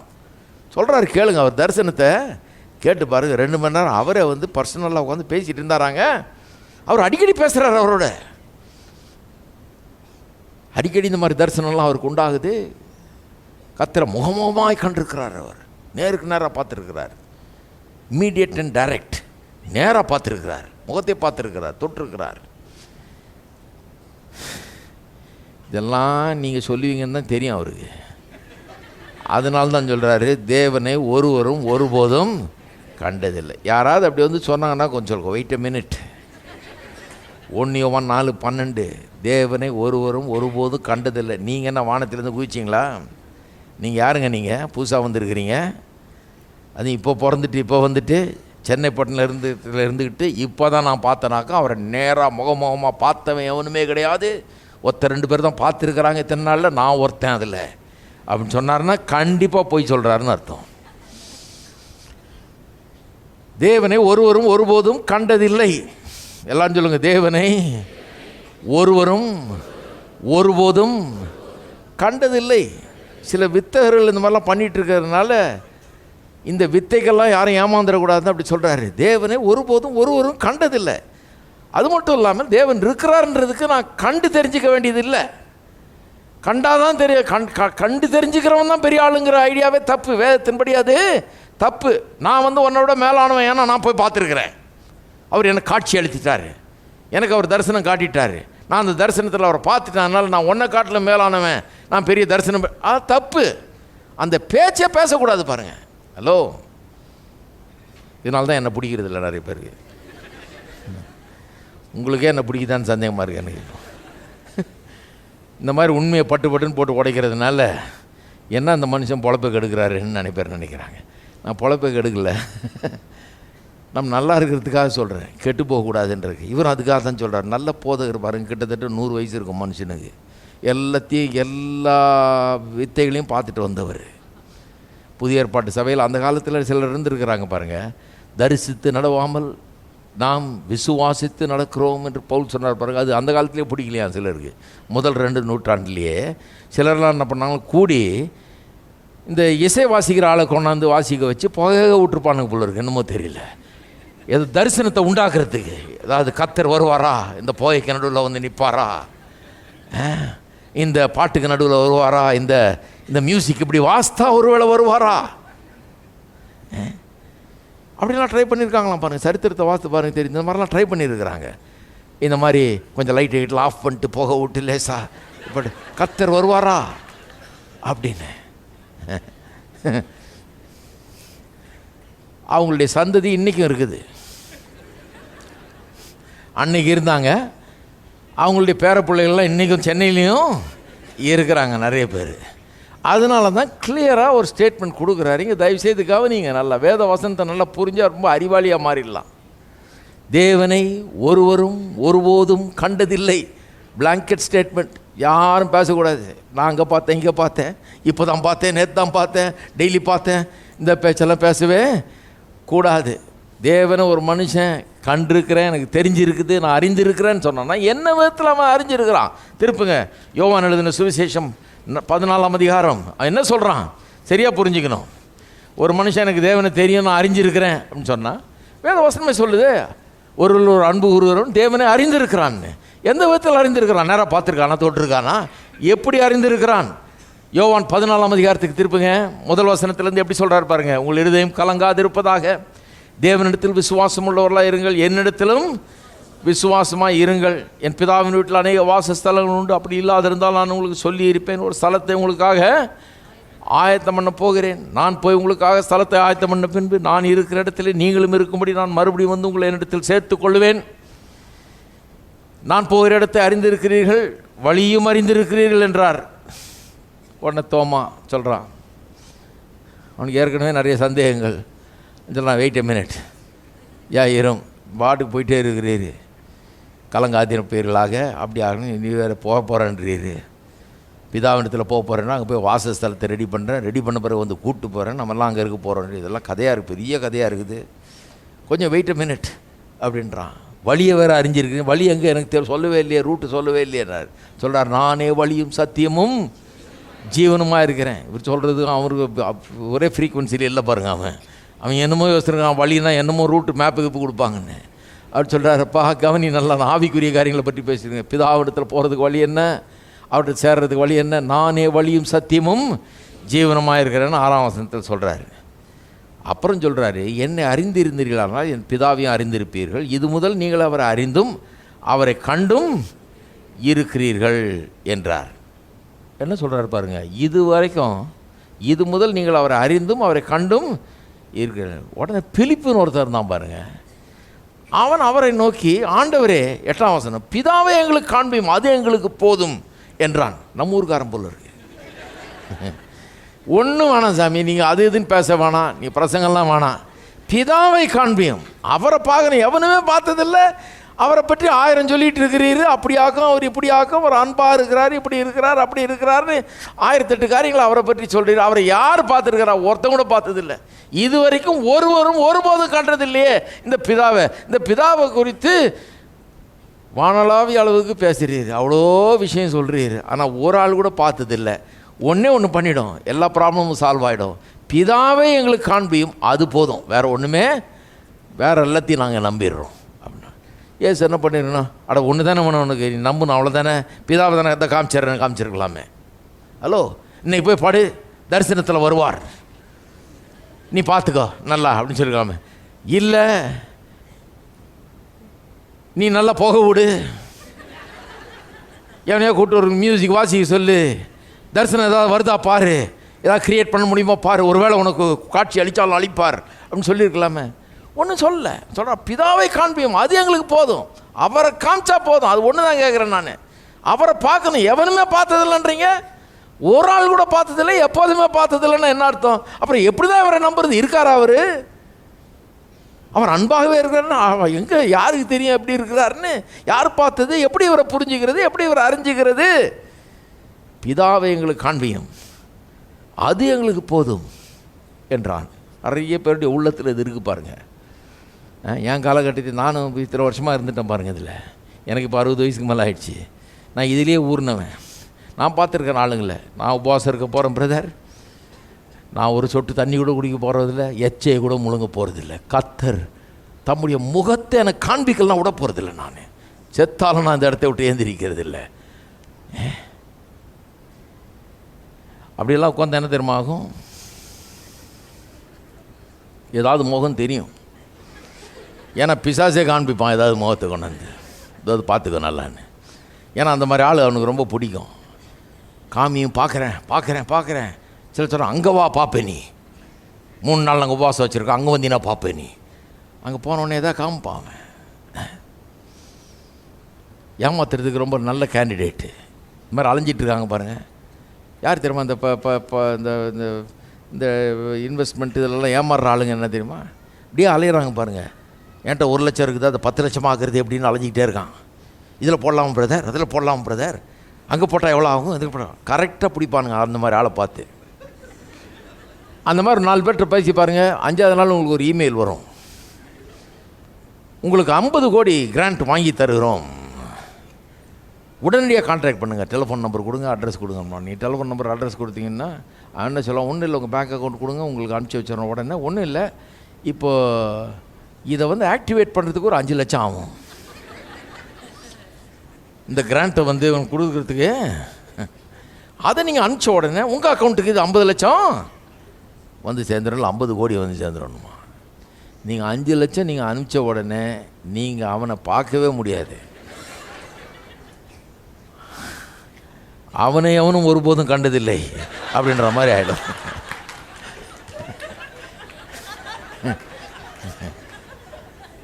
நல்லா பார்த்துக்கிட்டே இருக்கிறான் பாருங்க.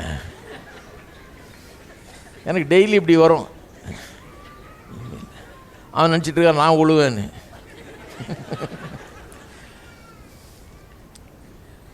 இவர் பொருளாதாரத்தை பற்றிலாம் இவ்வளோ பேசுகிறாரு. 50 கோடி தரணும் வருவாருன்னு. வேணவே வேணாம், எனக்கு யாரும் தரமாட்டாங்கன்னு எனக்கு தெரியும். கர்த்தர் தான் தருவார். அவங்க தர்றாங்க, இவங்க தர்றாங்க, யார் பின்னாலையும் நான் ஓடுறதில்லை. அதனால் யார் ஏமாற்றவே முடியாது. ஒரு சல்லிக்காவது என்கிட்ட வாங்க முடியாது, ஓடவும் முடியாது. அது மாதிரி தர்றதுக்கு நாங்கள் ரெடியாகவும் இல்லை. ஏன்னா அலையிறது இல்லை, இதை நாடி தேடிட்டு இருக்கிறது இல்லை, வாயை பொழந்துக்கிட்டு ஓடிட்டு இருக்கிறது இல்லை. எங்கேயா கொடுக்குமா, எவனா தருவானா, அப்படி கிடைக்குமா, இப்படி கிடைக்குமா, இப்படி போட்டு உருட்டி பெரட்டி அப்படி எடுக்கலாமா, இந்த வேலையெல்லாம் கிடையாது. ஹலோ, இருக்கிறீங்களா? இந்த மாதிரி அலையிற வேலையே கிடையாது. கர்த்தருடைய ஆசீர்வாதம் ஐஸ்வர்யத்தை தரும். அவர் அதனுடைய வேதனையை கூட்டார். இவனுக்கு பின்னால் போகிற ஆளுங்களுடைய வேதனையை நீங்கள் பார்க்கணுமே. வேதனை கூட்டுறதில்லை. இது வந்து வேதனை, வெறும் வேதனை மட்டும்தான் இருக்கும், அதில் வேறு ஒன்றுமே இருக்காது, எந்த லாபமும் இருக்காது. அந்த வழியில் போகக்கூடாது பாருங்கள். அதனால தான் சொல்கிறாரு, தேவனை ஒருபோதும் கண்டது இல்லை. பயங்கரமான ஸ்டேட்மெண்ட் இது, ரொம்ப முக்கியமான, நமக்கு ரொம்ப அவசியமான ஸ்டேட்மெண்ட்டு. அப்போ பிலிப் சொல்கிறான், பிதாவை காண்பியும், அது போதும், ஆத்துறேன். சரியான கேண்டிடேட் பாருங்கள். அவன்கிட்ட சொல்லியிருந்தா வந்திருப்பான், உபவாசம் வச்சுருக்கோம், வா பார்த்துடலாம் கத்துற அப்படின்னு வந்திருப்பான். 7 நாள் நீ போய் இரு, தண்ணி கூட முழுங்காதன்னா கரெக்டாக போயிருப்பான் அவன். அந்த மாதிரி ஒரு ஆள். பிதாவை காண்பியும், நான் பார்க்கணும், பார்க்காம எப்படி நம்புறது? பதிலை கவனிங்க. அவனுக்கு கொடுத்த பதில் தான் உங்களுக்கு எல்லாருக்கும். வேறு யாராவது வேறு ஏதாவது பதில் இருக்குன்னாங்கன்னு பொய் சொல்கிறாங்க. அவனுக்கு கொடுத்த பதில் தான் நமக்கும். அதற்கு இயேசு, பிலிப்புவே, இவ்வளவு காலம் நான் உங்களுடனே கூட இருந்தும் நீ என்னை அறியவில்லையா? என்னை கண்டவன் பிதாவை கண்டான். அப்படி இருக்க பிதாவை எங்களுக்கு காண்பியும் என்று நீ எப்படி சொல்லுகிறாய்? என்ன சொல்கிறாரு? என்னை பார்த்துருந்தீங்கன்னா பிதாவுகள். இப்போ இயேசுவை பார்த்தவன் பிதாவை நேரடியாக பார்த்துட்டானா? கிடையாது, பிதாவை பார்க்கல. இவரை பார்த்தால் காணக்கூடாத, எவரும் கண்டிராத பிதா எப்படிப்பட்டவர் என்பதை இவர் மூலமாக விளங்கி கொள்ளலாம். அதை தான் சொல்கிறாரு. என்னை கண்டவன் பிதாவை கண்டிருக்கிறான்னா இந்த கண்ணால் பிதாவையை பார்த்துட்டு வந்துட்டான்னு அர்த்தம் கிடையாது. கொஞ்சம் அறிவோடு சிந்திக்கணும். என்ன சொல்ல வர்றாரு? என்னை கண்டவன் பிதாவை கண்டான்னா என்னை பார்த்து, என்னுடைய செயலில் பார்த்து, என்னுடைய போதனைகளை கேட்டு என்னை கவனிச்சான்னா பிதா எப்படி இருப்பார், பார்த்திராத பிதா, இதுவரைக்கும் கண்டிராத அந்த தகப்பன் எப்படிப்பட்டவர் என்பது என்ன பார்த்தா உனக்கு விளங்கிடும்ன்றார். அந்த விதத்தில் தான் பிதாவை நாம் காண வேண்டும் காண முடியுமே ஒழிய வேற எந்த விதத்திலும் காண முடியாது. இருதயத்தில் சுத்தமுள்ளவர்கள் பாக்கியவான்கள், அவர்கள் தேவனை தரிசிப்பார்கள்ங்கிறது இப்போ நடக்கிறது இல்லை, வருங்காலத்தில் நடக்கிறத சொல்லுது. ஒரு நாள் எதிர்காலத்தில் நாம் பிதாவை தரிசிப்போம் என்பது தான் உண்மை ஒழிய இந்த உலகத்தில் இந்த காலத்தில் இப்போ நாம் தரிசிக்கிறோம்ன்றது கிடையாது. இப்போ எப்படி தரிசிக்கிறோம்? இயேசுவின் முகத்திலே பிதாவை நாம் தரிசிக்கிறோம். இயேசுவின் மூலமாக அவரை தரிசிக்கிறோம். இயேசுடைய செயல்கள் மூலமாக தரிசிக்கிறோம். அவருடைய வார்த்தையின் மூலமாக தரிசிக்கிறோம். அவரை காண்கிறோம், அவரிலே பிதாவை காண்கிறோம். பிதாவை தெரியுமா? அறிந்திருக்கிறீர்களா? நான் சொல்கிறேன், நல்லா தெரிஞ்சிருக்குது. எப்படி தெரியும்? இயேசுவின் அன்பு, இயேசுனுடைய வல்லமை, இயேசுனுடைய அந்த செயல்கள், அவருடைய அற்புதங்கள், அவர் செய்த காரியங்கள், கல்வாரி சிலுவை, அங்கே அவர் சொன்ன வார்த்தைகள், இவையெல்லாம் பார்க்கும்போது பரலோக பிதா எப்படிப்பட்டவர் என்பதை அவர் மூலமாய் நான் கண்டிருக்கிறேன். வேற எப்படியாவது நான் காண முடியும்னு யாராவது சொன்னா அது முற்றிலும் பொய்.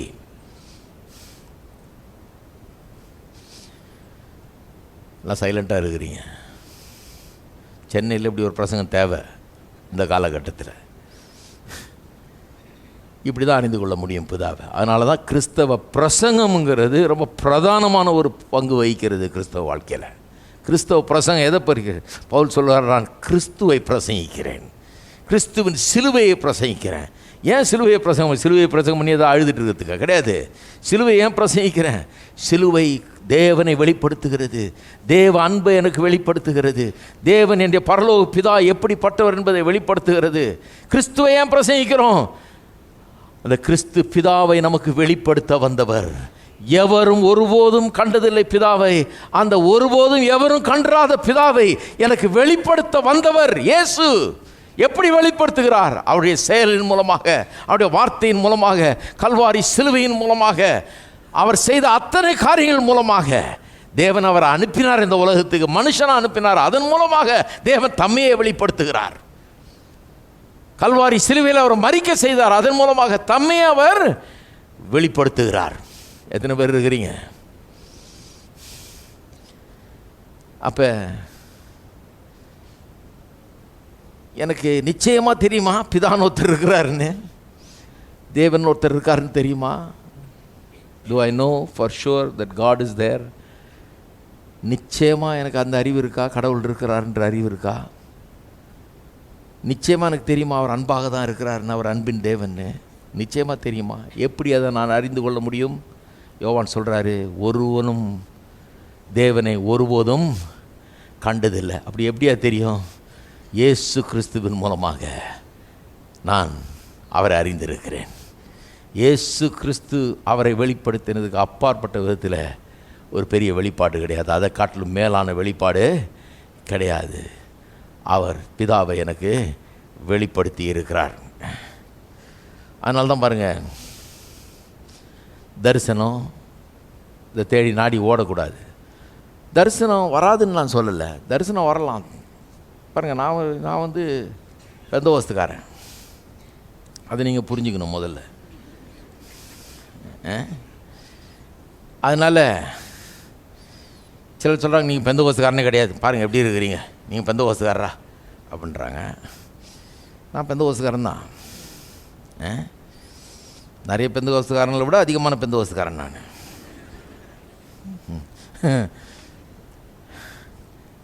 அதனால் எனக்கு இந்த விஷன்ஸ் இதிலெல்லாம் நம்பிக்கை உண்டு. கர்த்தர் விஷனை தர முடியுமா, தரிசனம் தர முடியுமா, ஏதோ ஒரு விதத்தில் காட்சி அளித்து மனுஷனுக்கு இப்படிலாம் பேச முடியுமா, அதெல்லாம் பண்ண முடியுமா, பண்ணலாம். நான் என்ன சொல்கிறேன், இதெல்லாம் தேடி நாடி இதன் மூலமாக தான் கர்த்தரை அறிந்து கொள்ள முடியும்னு சொல்கிறது தப்பு. அப்படி தேடி நாடினாலே மனநிலையே கெடுறதுக்கு வாய்ப்பு உண்டு. ஒரு பிரபல தேவ மனுஷன் அமெரிக்காவில் ஒரு கூட்டத்தில் பேசிகிட்டு இருக்கும்போது ஒரு அம்மாவை கொண்டு வந்தாங்களாம் பாருங்கள் ஜெபத்துக்கு. அந்த அம்மாவை மனநிலை மருத்துவமனையிலேருந்து கொண்டு வந்திருக்காங்க, பர்மிஷன் வாங்கி கொண்டு வந்து இவர்கிட்ட ஜெபத்துக்கு கொண்டு வந்தாங்க. என்ன பிரச்சனைன்னு கேட்டார். அந்த மாதிரி மென்டல் ஹாஸ்பிட்டல்லேருந்து கொண்டு வர்றாங்க. என்ன பிரச்சனை? அப்பப்போ ஒரு சத்தம் கேட்குது அவங்களுக்கு. பல வருஷமாக அப்படி இருக்காங்க. விசுவாசி? ஆமாம் விசுவாசி. என்ன விசுவாசி? பெந்தோஸ்தே விசுவாசி. இத்தனை வருஷமாக அப்படி இருக்கிறாங்க. ஏதோ ஒரு சத்தம் கேட்குதுன்றாங்க, அதனால் ஆஸ்பத்திரியில் இருக்கிறாங்க. ஜெபம் பண்ணிட்டு போகலான்னு கேட்டு கூப்பிட்டு வந்தோம். சரின்னு இவரும் ஜெபம் பண்ணலான்னு கையை வைக்க துணிஞ்சிட்டாராம் பாருங்கள். அந்த நேரத்தில் அவருக்கு உள்ளத்தில் ஒரு உணர்த்துதல் ஆண்டவர் காமிக்கிறாராம் அவருக்கு. இல்லை ஜெபம் பண்ணாது, சும்மா இந்த அம்மாவுக்கு ஜெபம் பண்ணி பிரயோஜனம் இல்லை. ஏன்னா இந்த அம்மா எப்பவும் ஒரு சத்தம் கேட்கணும்னு அதையே நாடி தேடிட்டு இருக்குது, அது பின்னாடியே ஓடிட்டு இருக்குது. அதனால தான் சத்தம் கேட்குது. பிசாசு சத்தம்லாம் கொடுக்குறான். அதனால தான் இந்த மாதிரி சத்தம்லாம் கேட்குது. ஒரு விதமான மனநிலை பாதிப்பு அங்கே ஏற்பட்டு விட்டது, இந்த மாதிரி நாடி தேடி ஓடுறதுனால அப்படின்னு சொல்லி ஆண்டவர் காமிச்சாராம் பாருங்கள். அவருக்கு அந்த ஒரு க்ஷணப்பொழுதில் டக்குன்னு புரிஞ்சுக்கிட்டாராம் அவர் என்ன பிரச்சனைன்னு. நின்று அந்த மாட்டை கேட்டாரான், ஏம்மா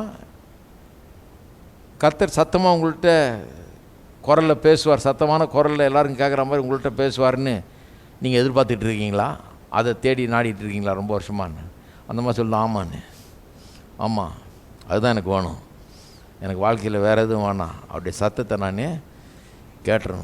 கேட்டேன்னா போதுன்னு தான் சொன்னாரான்.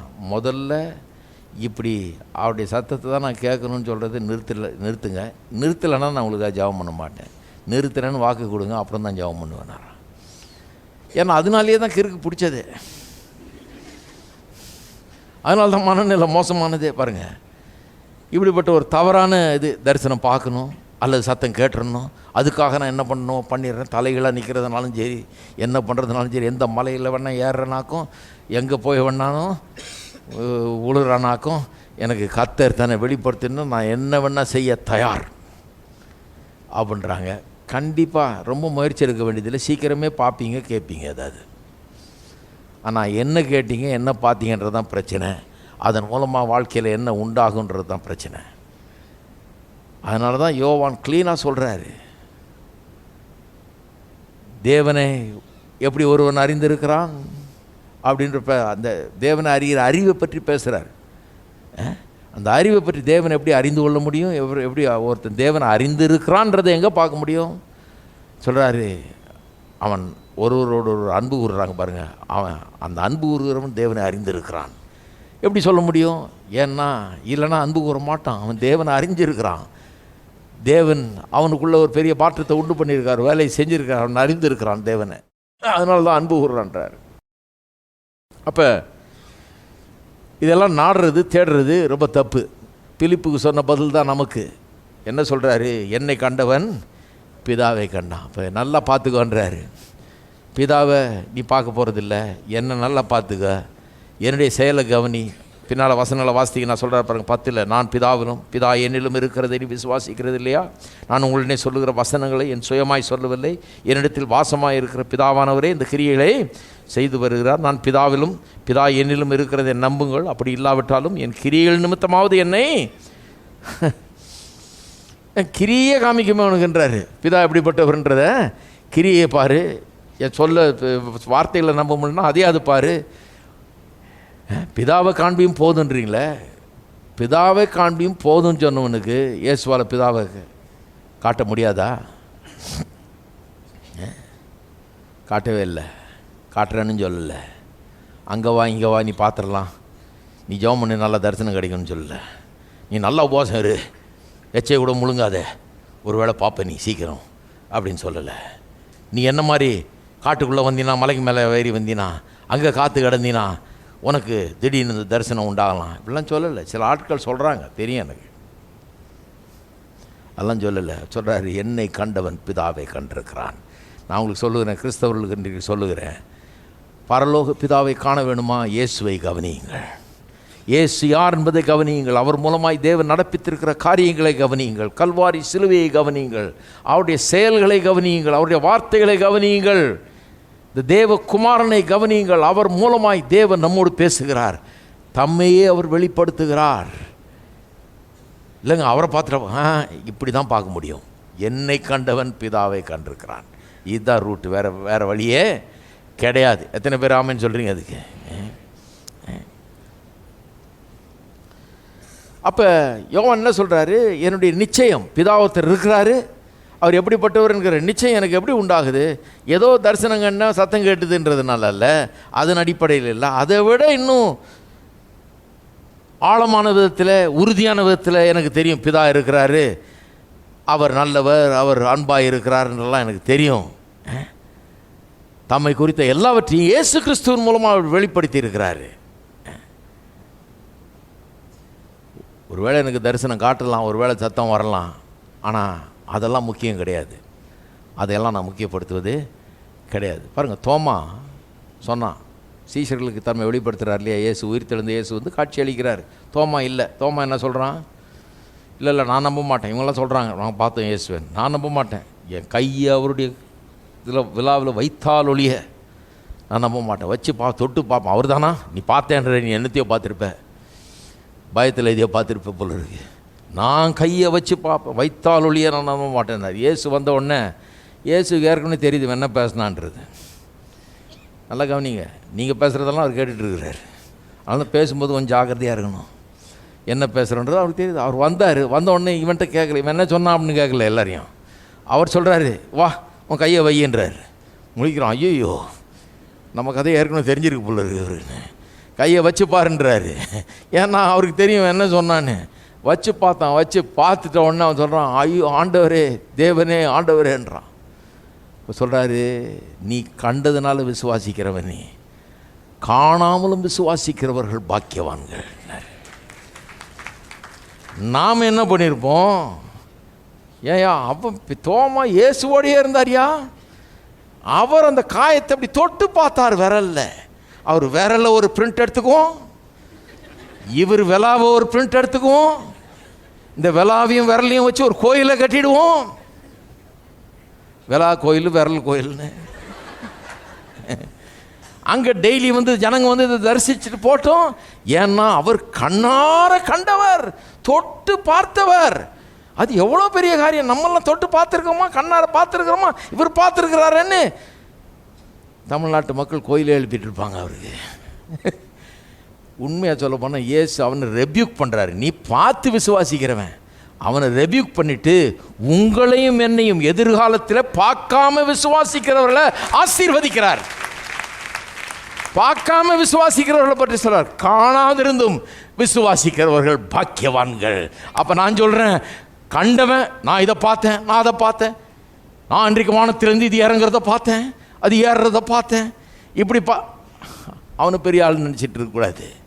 கர்த்தர் என்ன சொல்கிறார்? எதையுமே பார்க்காம நீங்கள் விசுவாசிக்கிறீங்களே, நீங்கள் தான் பாக்கியவான்கள்.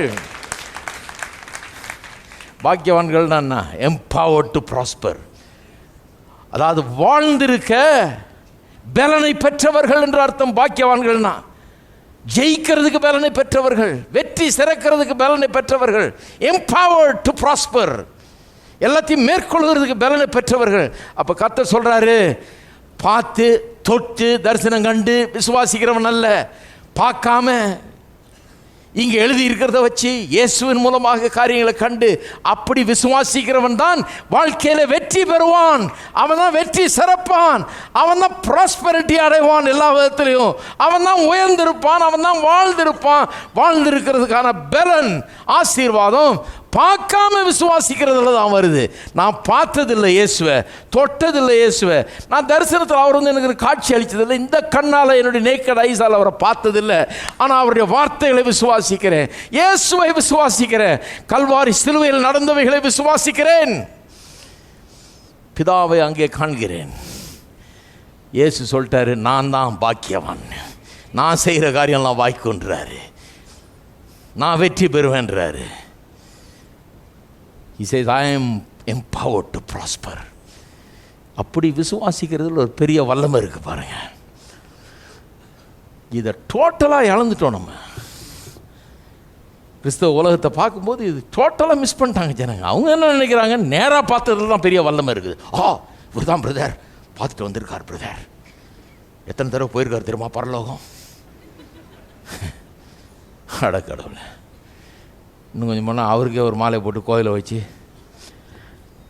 அவரையும் லேசாக கும்பிட்டுக்குவாங்க.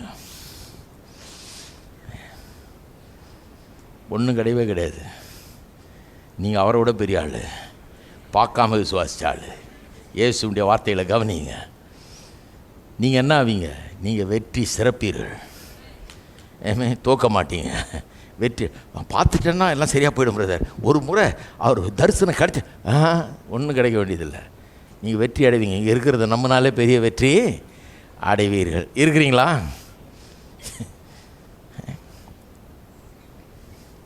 ரெண்டாவது, 1 யோவானுக்கு போங்க. 1 யோவான் 4ஆம் அதிகாரம் 12ஆம் வசனம். தேவரை ஒருபோதும் கண்டதில்லை. அதன் அர்த்தம் என்ன? நிச்சயம் எப்படி வருது?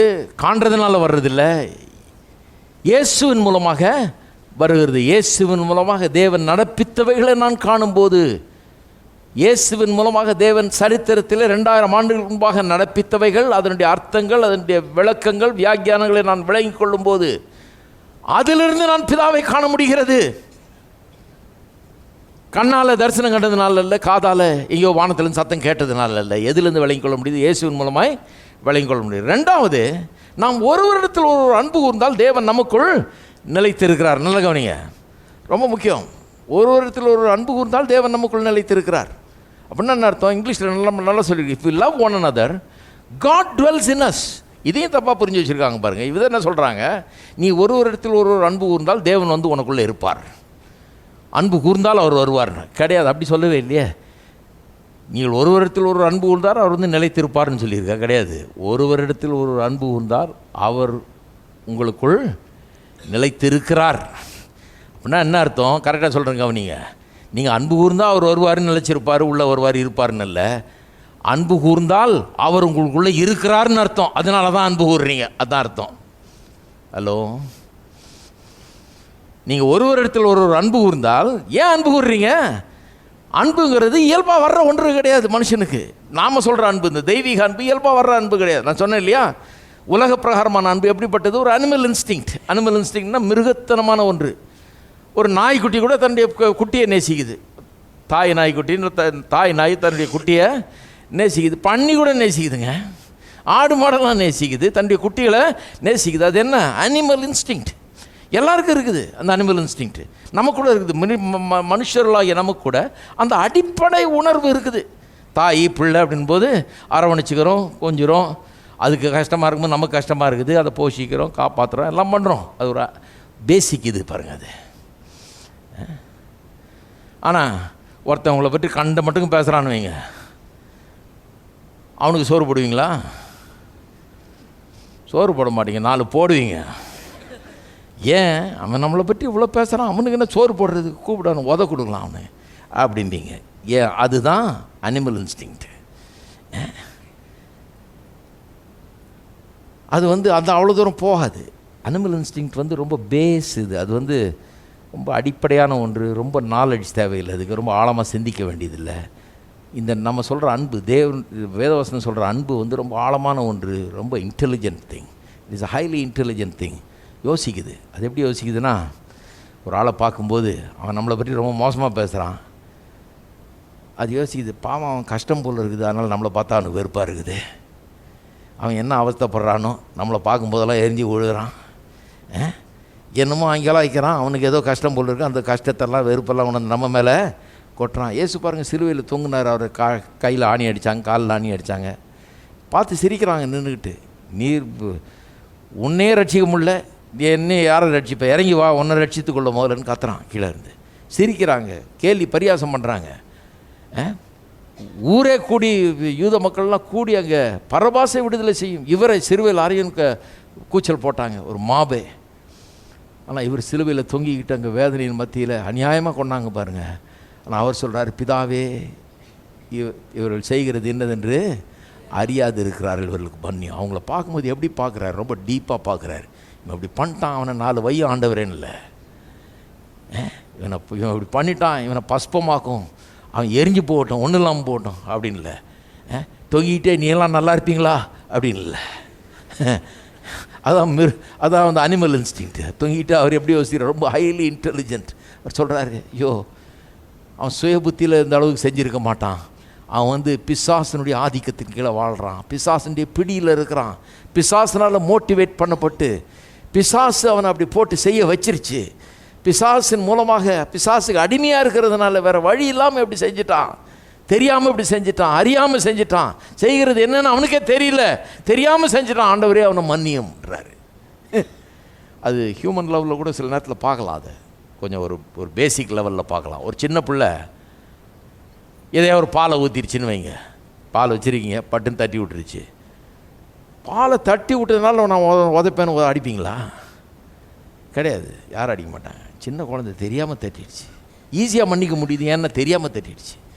நம்ம டக்குன்னு யோசிக்கிறோம், என்ன யோசிக்கிறோம், இது குழந்தை, இதுக்கு தெரியாது, நம்ம தான் தூரமாக வச்சுருக்கணும், அதை நம்ம தப்பு கிட்ட வச்சது. அப்புறம் அது மேலே கோவப்பட்டு என்ன பிரயோஜனம்? அதனால் கோவப்படுறது இல்லை, அது அடிக்கிறதும் கிடையாது. ஆனால் இதே இன்னொருத்தன் வேற நமக்கு செஞ்சான்னா, ஹோட்டலில் போய் வந்திருக்கோம், அவன் பாலை நம்ம மேலே தட்டி விட்டான்னு வைங்க, உடனே அவன் சட்டை பிடிச்சிக்குவோம், தட்டி விட்டா போகிறேன். அந்த மாதிரி சில காரியங்கள்லாம் நடக்க வாய்ப்பு உண்டு. ஏன்னா அது வேறு மாதிரி ஆங்கிளில் போகுது. அது கர்த்தர் பாருங்க ரொம்ப ஆழமாக சிந்திக்கிறார், ஒரு பாவியை புரிஞ்சுக்கிறார், அதனால தான் பாவியை நேசிக்கிறார். அவன் பாவத்தில் கிடக்கிறான், அவன் பாவம் தான் அவனை அப்படி வாழ வைக்குது, அவன் பாவம் தான் அவனை அழிக்குது, பாவம் அவனை கெடுக்குது, பாவத்தில் அவன் சிக்கி தவித்து கொண்டிருக்கிறான்னு அதன் நிமித்தமாக பாவியை நேசிக்கிறார் ஒழிய அவன் பாவம் செய்தால் பரவாயில்லன்னு நேசிக்கிறது கிடையாது. அவன் ஏன் அப்படி செய்கிறான்றது அவருக்கு விளங்குது, அதனால தான் பாவத்தை வெறுக்க முடியுது, அதே நேரத்தில் பாவியை நேசிக்க முடிகிறது. அவன் செய்கிறது அவர் வெறுத்தாலும் அவனை நேசிக்கிறார், ஏன்னா அவனுடைய பலனற்ற நிலையை அவர் அறிந்திருக்கிறார். அவ்வளோ ஆழமாக அவரால் திங்க் பண்ண முடியுது. இங்கே ஒரு பிரசங்கர் இதே ஏரியாவில் இருந்தார் பாருங்கள், இங்கெல்லாம் பிரசங்கம் பண்ணுவார் தெருவில், நான் பார்த்துருக்கேன். நான் சின்ன பையனாக இருக்கும்போது அவர் இந்த கண்ணம் விட்டு திருடுற தொழிலெல்லாம் அந்த காலத்தில் அவர் சின்ன வயசில் இருந்து பண்ணவரான். அவர் இந்த மாதிரி கள்ளத்தனம் பண்ணுறது, கண்ணம் விட்டு திருடுறதுன்னா போத்தல் போட்டு செவுத்தில் உள்ளே போய் திருடுறது, இந்த மாதிரி பயங்கர வேலைலாம் பண்ணிக்கிறார். ரொம்ப முரட்டான ஆசாமி, ரொம்ப முரடன் ஆள். அவர் ரட்சிக்கப்பட்டு நல்லா பிரசங்கராக மாறிட்டார், நல்லா பிரசங்கம் பண்ணுவார். அவர் ஒரு தடவை ரோட்டில் இங்கே தான் பக்கத்தில் இங்கே பிரசங்கம் பண்ணி இருந்திருக்காரு. அங்கே ஒருத்தன் போயிட்டு இருந்தவன் ரோட்டில் சும்மா இவர் ஏசுநாதரை பிரசங்கம் பண்ணுறது அவனுக்கு கோவம் பிடிக்கல. அவன் வந்து சட்டையை பிடிச்சிட்டான், நேராக பிடிச்சி, என்னையா சும்மா ஏசுநாதர் கடவுள் பிதா அது இதுன்ற காமி பார்க்கலாம், எங்கே இருக்கிறார் கடவுள், எங்கே இருக்கிறாரு, ஏசு எங்கே இருக்கிறார், காமி பார்க்கலாம். அவன் போட்டு உழுக்கிறாரான். இவர் சாதாரண ஆள் இல்லை, இவர் அவனை பந்தாடிடுவார், அந்த மாதிரி ஆன ஆள். இவர்கிட்ட அவன் தாங்க மாட்டான் பாருங்கள். அவர் அவ்வளோ பலமான ஆள். அவனை அப்படி கையை இப்படி பிடிச்சாரான் பாருங்கள், பிடிச்சி ஒரு உழுக்கி தள்ளினாரான். அப்படி தள்ளிட்டு சொன்னாரான், அதுதான் ஏசு, அதுதான் பிதா, நான் பிரசங்கம் பண்ணுற கடவுள் அதுதான். ஏசு மட்டும் எனக்குள்ளே இல்லைன்னா நீ வந்து கையோட வீட்டுக்கு போக மாட்டேன், நீ ஏன் கையோட போகிற வீட்டுக்கு தான், அதுதான் ஏசு. படிப்பு அவ்வளோ கிடையாது பாருங்கள், படிப்பு அவ்வளோ பெரிய அறிவு கிடையாது, பெரிய டிகிரியெல்லாம் வாங்கினது கிடையாது. அவர் சாதாரண ஒரு மனுஷன் பாருங்கள், ரொம்ப முரட்டு மனுஷன், ஆண்டவருக்குள்ளே வந்திருக்கிறாரு. அவரை போய் நீங்கள் பிதாவை நீ அறிந்திருக்கிறாயா பார்த்துருக்கிறாயான்னு கேட்ட சொல்லுவார். காமிக்கிறவா அவனுக்கு, நான் இப்படி இருந்தேன், இன்றைக்கி இப்படி இருக்கிறேன், முன்ன அவன் கையை எடுத்திருப்பேன், இப்போ அவனை கையோடு வீட்டுக்கு அனுப்புகிறேன் பத்திரமா. பிதாவை அறிந்திருக்கிறான், நிச்சயமாக அறிந்திருக்கிறேன். எப்படி அறிந்திருக்கிறேன்? நீங்கள் ஒருவர் அன்பு கூர்ந்தால் தேவன் உங்களுக்குள் வாசமாயிருக்கிறார்.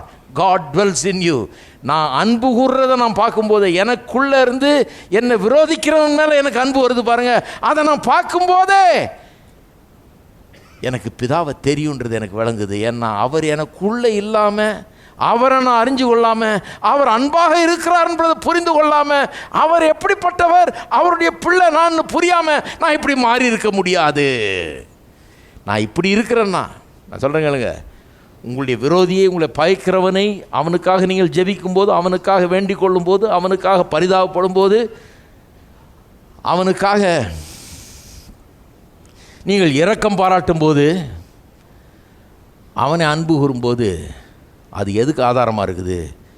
பிதா உங்களுக்குள் வாசமாக இருக்கிறார். இந்த அன்பாகவே இருக்கிற தேவன் உங்களுக்குள்ளே இருக்கிறாரு. உங்களுக்குள்ளே இருக்கிறதுனால நீங்கள் அவரை அறிஞ்சிருக்கிறீங்க. என்ன அறிஞ்சிருக்கிறீங்க? அவரை பற்றி அவர் அன்பானவர் என்று அறிஞ்சிருக்கிறீங்க. அதனால தான் நீங்கள் இவன் மேலே அன்பு கூறுகிறீர்கள். இருக்கீங்களா? எவ்வளோ அழகாக சொல்கிறாரு பாருங்க. நாம் ஒருவரிடத்தில் ஒருவர் அன்பு கூர்ந்தால் தேவன் நமக்குள் நிலைத்திருக்கிறார். ஏன் அன்பு கூறுறோம்? ஏன் நம்ம பகைக்கிறவனிடத்தில் நம்ம அன்பு கூறுறோம்? ஏன் நம்ம வெறுக்கிறவனுக்கு நாம் அன்பு காட்டுறோம்? ஏன்னா பிதா உள்ளே இருக்கிறார். பிதா உள்ளே இருந்தால் என்ன? பிதா உள்ளே இருக்கிறாருன்னா அவர் எனக்கு நல்லா புரியுது. அவர் யார்? அவர் அன்பாகவே இருக்கிறார். அவர் அன்பாகவே இருக்கிறாருன்னு எனக்கு புரிஞ்சிருச்சுன்னா அப்போ நானும் அன்பாகவே இருக்க ஆரம்பிச்சிடுறேன். ஏன்னா அவருடைய பிள்ளை நான், அவரை போலவே நானும் இருக்க ஆரம்பிச்சிடுறேன். அவ்வளோதான். அப்போ எனக்கு தேவனை தெரியுமா? தேவன் இருக்கிறாருன்னு நிச்சயமாக தெரியுமா? நான் ரட்சிக்கப்பட்டிருக்கேன்னு நிச்சயமாக தெரியுமா? நான் புது சிருஷ்டின்னு தெரியுமா? எனக்கு புது வாழ்வு பெற்றிருக்கேன்னு தெரியுமா? எனக்குள்ளே எல்லாம் மாறிடுச்சுன்னு தெரியுமா? கர்த்தர் ஒருத்தர் இருக்காருன்னு தெரியுமா? நிச்சயமாக தெரியும். எப்படி தெரியும்? எனக்குள்ள ஒரு பெரிய மாற்றம் ஏற்பட்டிருக்கிறது. அன்பு காட்ட முடியாத நிலையில் இருந்தவன் இப்போ நான் அன்பு காட்டுகிறேன். என்னுடைய இயல்பான சுவாபத்துக்கு எதிராக நான் நடந்து கொள்கிறேன். என்னுடைய நேச்சர் அப்படி கிடையாது சாதாரணமாக. ஆனால் அதுக்கு நேரெதிராக நடந்து கொள்கிறேன். ஏன்னா அவருடைய நேச்சர் இப்போ எனக்குள்ளே வந்திருக்கிறது. ஆகவே பிதாவை எனக்கு தெரியுமா? நிச்சயமாக தெரியும். உறுதியாக தெரியுமா? உறுதியாக தெரியும். பார்த்துருக்கேன்னா? பார்த்ததில்லை. எப்படி தெரியும்? எனக்குள்ளே இருந்து வருகிற அன்பை நான் பார்த்திருக்கிறேன். அது எனக்குள்ளே நான் உற்பத்தி பண்ணதில்லை, அவர் எனக்குள்ளே இருக்கிறபடினாலே உண்டாகிற அன்பு. இருக்கீங்களா? என்ன அழகாக சொல்கிறார் பாருங்கள். மூணாவது, அவருடைய அன்பும் நமக்குள் பூரணப்படும். நம்ம ரட்சித்ததின் நோக்கமே தேவன் எதுக்கு? நம்மளை வெறும் பாவம் மன்னிக்கிறதுக்காக இல்லை. நிறைய பேர் இந்த பாவம் மன்னிப்பு தான் பெருசாக பேசுகிறாங்க கிறிஸ்தவத்தில். பாவம் மன்னிப்புங்கிறது ஒரு ஆரம்பம். அது இல்லாமல் ஒன்றும் நடக்காது பாருங்கள். அதில் தான் ஆரம்பிக்கணும். பாவத்தை மன்னிச்சுட்டு அதுக்கப்புறம் என்ன நடக்குது? நம்ம ஷேப் பண்ணுறாரு, நம்ம உருவாக்குகிறார். எப்படி உருவாக்குகிறார்? ரோமர் 8ஆம் அதிகாரத்தில் அருமையாக சொல்லியிருக்குது. தம்முடைய குமாரனுடைய சாயலுக்கு ஒப்பாக நம்மையும் அவர் வனைந்து ஆக்கி கொண்டிருக்கிறார். ஒரு பெரிய வேலை நடந்துக்கிட்டு இருக்குது பாருங்கள் உங்களுக்குள்ள. எப்படி ஆக்கிட்டு இருக்கிறார்? எப்படியோ இருந்த ஆளை எடுத்து பாருங்கள். அந்த ஆள் பொத்தல் போட்டு திருடுற ஆள். கொஞ்ச நேரம் கண் உறங்கினீங்கன்னா வீடு காலி ஆகிடும். அவ்வளோத்தையும் தூக்கிட்டு போயிடுவார் ஆள். எடுத்தாருன்னு தெரியாது. அந்த மாதிரி ஒரு முரட்டு மனுஷன். எந்திரிச்சு தொந்தரவு பண்ணால் அடித்த கொண்டு போடுவார் மனுஷன். அந்த மாதிரி ஆள். ஆனால் அவர் அவ்வளோ ஒரு நல்ல ஒரு மனுஷனாக மாறி இருக்கிறாரு. அப்போ உள்ள ஒரு பெரிய வேலை நடக்குது. பாவம், அந்த மனுஷனுடைய பாவத்தை மன்னிச்சதுமல்ல, அவரை கடவுள் எப்படி இருக்கிறாரோ அது போலவே அவரை ஆக்கியிருக்கிறார். அப்போ நான் சொல்லுகிறேன், அவருடைய அன்பு நமக்குள் பூரணப்படுகிறது. அதாவது அன்பு உள்ளே வந்துருச்சு. அவர் அன்பாகவே இருக்கிறவர். அவர் உள்ளே வந்துட்டார், வாசம் பண்ணுறாரு. வாசம் பண்ணிக்கிட்டு நமக்குள்ள அந்த அன்பு பூரணப்படுகிறது. அதாவது நமக்குள்ள அந்த அன்பு டேக் ஓவர் பண்ண ஆரம்பிக்குது. அந்த அன்பு நம்ம ஆள ஆரம்பிக்குது. அந்த அன்பு நம்ம ஆளும்போது, அது டேக் ஓவர் பண்ணும்போது, அது பிரதானமானதாய் நம்முடைய வாழ்க்கையில் மாறும்போது குடும்பம்லாம் வித்தியாசமாகிடுது. நம்முடைய குடும்பம், அதில் இருக்கிற பிரச்சனைகள் அதெல்லாம் வித்தியாசமானதாக மாறிடுது. ஏன்னா முன்ன இழுபறியாக இருந்தது. முன்ன நீயா நானா ஒரு பெரிய குடும்பத்துக்குள்ளேயே பாருங்க. நீங்கள் இந்த போட்டிலாம் பார்க்குறதுக்கு நீங்கள் ஸ்டேடியத்துக்கு போக வேண்டியதில்லை. நிறைய வீட்டில் போய் பார்த்தாலே போதும். எல்லாம் சொல்லுவாங்க, அவர் சொன்னால் இந்தம்மா செய்ய மாட்டாங்கய்யா, இந்தம்மா சொன்னால் அவர் செய்ய மாட்டார். ரெண்டு பேருக்கும் போட்டி பொறாமையில் போயிட்டுருக்குது. ஆனால் இது வந்துட்டா, அன்பு வந்துட்டா என்ன ஆகிடுது? குடும்பமே மாறிடுது. அதனுடைய தோற்றமே வித்தியாசமானவ ஆகிடுது. பரலோகம் மாதிரி வீடு மாறிடுது. சந்தோஷம், சமாதானம் அங்கே உண்டாகிறது. உறவுகள் பலப்படுகிறது. அங்கே நிம்மதி உண்டாகிறது, வெற்றி உண்டாகிறது, வாழ்வு உண்டாகிறது. அவருடைய அன்பு நமக்குள் பூரணப்படுகிறது. தேவன் என்ன பண்ணுறாரு? ரட்சித்து நம்மளை பாவங்களை மன்னித்து ஒரு புதிய வர்க்கத்தை உண்டு பண்ணி கொண்டிருக்கிறார், ப்ரொடியூஸ் பண்ணிட்டு இருக்கிறார். நம்ம மூலம் புது மனு வர்க்கத்தை முதல்ல உண்டாக்குன போதே எப்படி உண்டாக்குனார்? அவருடைய சாயலின்படி, ரூபத்தின்படி தான் உண்டாக்குனார் இல்லையா? நம்ம அவரை மாதிரி ஒரு கூட்டம் இங்கே இருக்கணும்னு, குட்டி கடவுள் மாதிரி இருக்கணும், நம்ம அப்படி தான் விரும்பினார். அவருடைய சாயலின்படி, அவருடைய ரூபத்தின்படி. பாவம் வந்தவுடனே அதெல்லாம் கெட்டு போச்சு பாருங்கள். மனுஷன் அழிஞ்சு போயிட்டான் பாவத்தில். இப்போ இயேசு கிறிஸ்துவின் மூலமாக பாவ மன்னிப்பில் ஆரம்பித்து எங்கே கொண்டு போய் முடியணும்? அது அவருடைய முழு சாயலும் ரூபமும் நம் மூலமாக வெளிப்பட வேண்டும். அதுக்கு தான் கொண்டு போகிறார். அவரை மாதிரி நாம் இந்த உலகத்தில் இயங்கணும், அவரை மாதிரி நாம் விளங்க வேணும் என்று தான் கொண்டு போகிறார். அதுக்குன்னு ஒரு புதிய கூட்டத்தை உண்டாக்கிட்டு இருக்கிறார். அந்த புதிய கூட்டம் என்ன? புது வர்க்கம் என்ன? புது இனம் என்ன? அன்பின் இனம், அன்பின் வர்க்கம். வித்தியாசமானவர்கள், ஆழமானவர்கள், புத்திசாலிகளானவர்கள். நிறைய பேர் கிறிஸ்தவங்கன்னா ஏதோ ஒரு கிறுக்குத்தனமானவர்கள் நினச்சிட்டு இருக்கிறாங்க. என்னத்தையோ பேசுகிறாங்க, என்னத்தையோ பண்ணாங்க. கிடையாது. ரொம்ப ஆழமானவர்கள், தேவனைப் போல சிந்திக்கக்கூடியவர்கள், தேவனைப் போல எண்ணங்களை உடையவர்கள், அன்பினால் நிறைந்தவர்கள், ஆழமாய் அன்பு கூறக்கூடியவர்கள், அன்பு கூற முடியாத ஆளை கூட அன்பு கூற கூடியவர்கள், அவர்கள் தான் கிறிஸ்தவர்கள். அப்படிப்பட்ட ஒரு வேலையை கர்த்தர் நமக்குள்ளே செய்து கொண்டிருக்கிறார். உங்களுக்குள்ளும் எனக்குள்ளும் நிறைவேற்றி கொண்டிருக்கிறார். அவருடைய அன்பு நமக்குள் பூரணப்பட்டு கொண்டிருக்கிறது. தேவன் அன்பாகவே இருக்கிறார். தேவனை ஒருவரும் ஒருபோதும் கண்டதில்லை. அப்போ எப்படி அவர் அன்பாக இருக்கிறாரு, என்ன பண்ணுறாருன்னு எப்படி நமக்கு தெரியும்? ஒன்று, வெளிப்புறமான ஆதாரங்களால் அல்ல, இயேசு கிறிஸ்துவின் மூலமாக தெரியும். அதில் பார்க்குறேன் அவரை. 2, எனக்குள்ளே பார்க்குறேன், எனக்குள்ளே அவர் வாசம் பண்ணுறார். அதனால தான் நான் அன்பு காட்டுறவனாக மாறிவிட்டேன், அங்கே விளங்குது. 3, எனக்குள்ளே அது இன்னும் போக போக பூரணப்பட்டு கொண்டே வருகிறது, இன்னும் வளர்ந்து கொண்டே வருகிறது, பெருகி கொண்டே வருகிறது. எல்லாம் பார்க்கும்போது தேவன் எனக்கு தெரியுமா? நிச்சயமாக தெரியும். உறுதியாக தெரியும். தேவன் இருக்கிறாரா? கடவுள் இருக்கிறாரா? இருக்கிறாரு. இல்லைன்னா நான் இப்படி ஆகிருக்க முடியாதே, இந்த மாதிரி மாறி இருக்க முடியாதே. இதுதான் ப்ரூஃப். யோவான் கொடுக்குற ப்ரூஃப் அதுதான். எல்லோரும் எழுந்து நிற்போம்.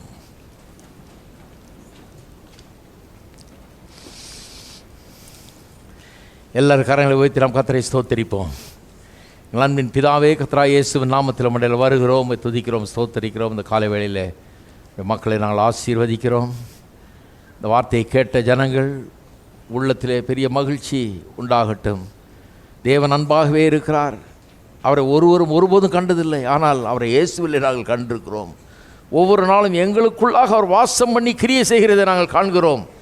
ஏதோ ஒரு விதத்தில் எங்களுக்குள்ளே அவர் புகுந்து நுழைந்து எங்களுடைய வாழ்க்கையில் பெரிய மாற்றத்தை உண்டு பண்ணி எங்களை வித்தியாசமானவர்களாக உருவாக்கி கொண்டிருக்கிறார். அதை நாங்கள் பார்க்கும்போது நிச்சயமாக அவர் இருக்கிறார், அவர் உண்மையுள்ளவர் என்பது எங்களுக்கு விளங்குகிறது, அன்பாக இருக்கிறார் என்பது விளங்குகிறது. மேலும் அது அந்த அன்பு எங்களுக்குள் பூரணப்பட்டு கொண்டு வருகிறபடி ஆளுமுக்கு ஸ்தோத்திரம். அப்படியே குமாரனுடைய சாயலுக்கு ஒப்பாக எங்களை மாற்றி கொண்டு வருகிறபடி ஆளுமுக்கு ஸ்தோத்திரம். ஒரு பெரிய வேலையை எங்களுக்குள்ளே நடத்தி கொண்டு வருகிறபடி ஆளுமுக்கு ஸ்தோத்திரம். உமக்கு எல்லா கனம், மகிமை, துதி, ஸ்தோத்திரங்களை ஏறெடுக்கிறோம். இயேசுவின் நாமத்திலே ஜெபிக்கிறோம். ஆமென். நம்முடைய கர்த்தராகிய இயேசு கிறிஸ்துவின் கிருபையும் பிதாவாகிய தேவனுடைய அன்பும் பரிசுத்த ஆவியானவருடைய ஐக்கியம் நம் அனைவரோடும் இப்போதும் எப்போதும் இருப்பதாக. ஆமென்.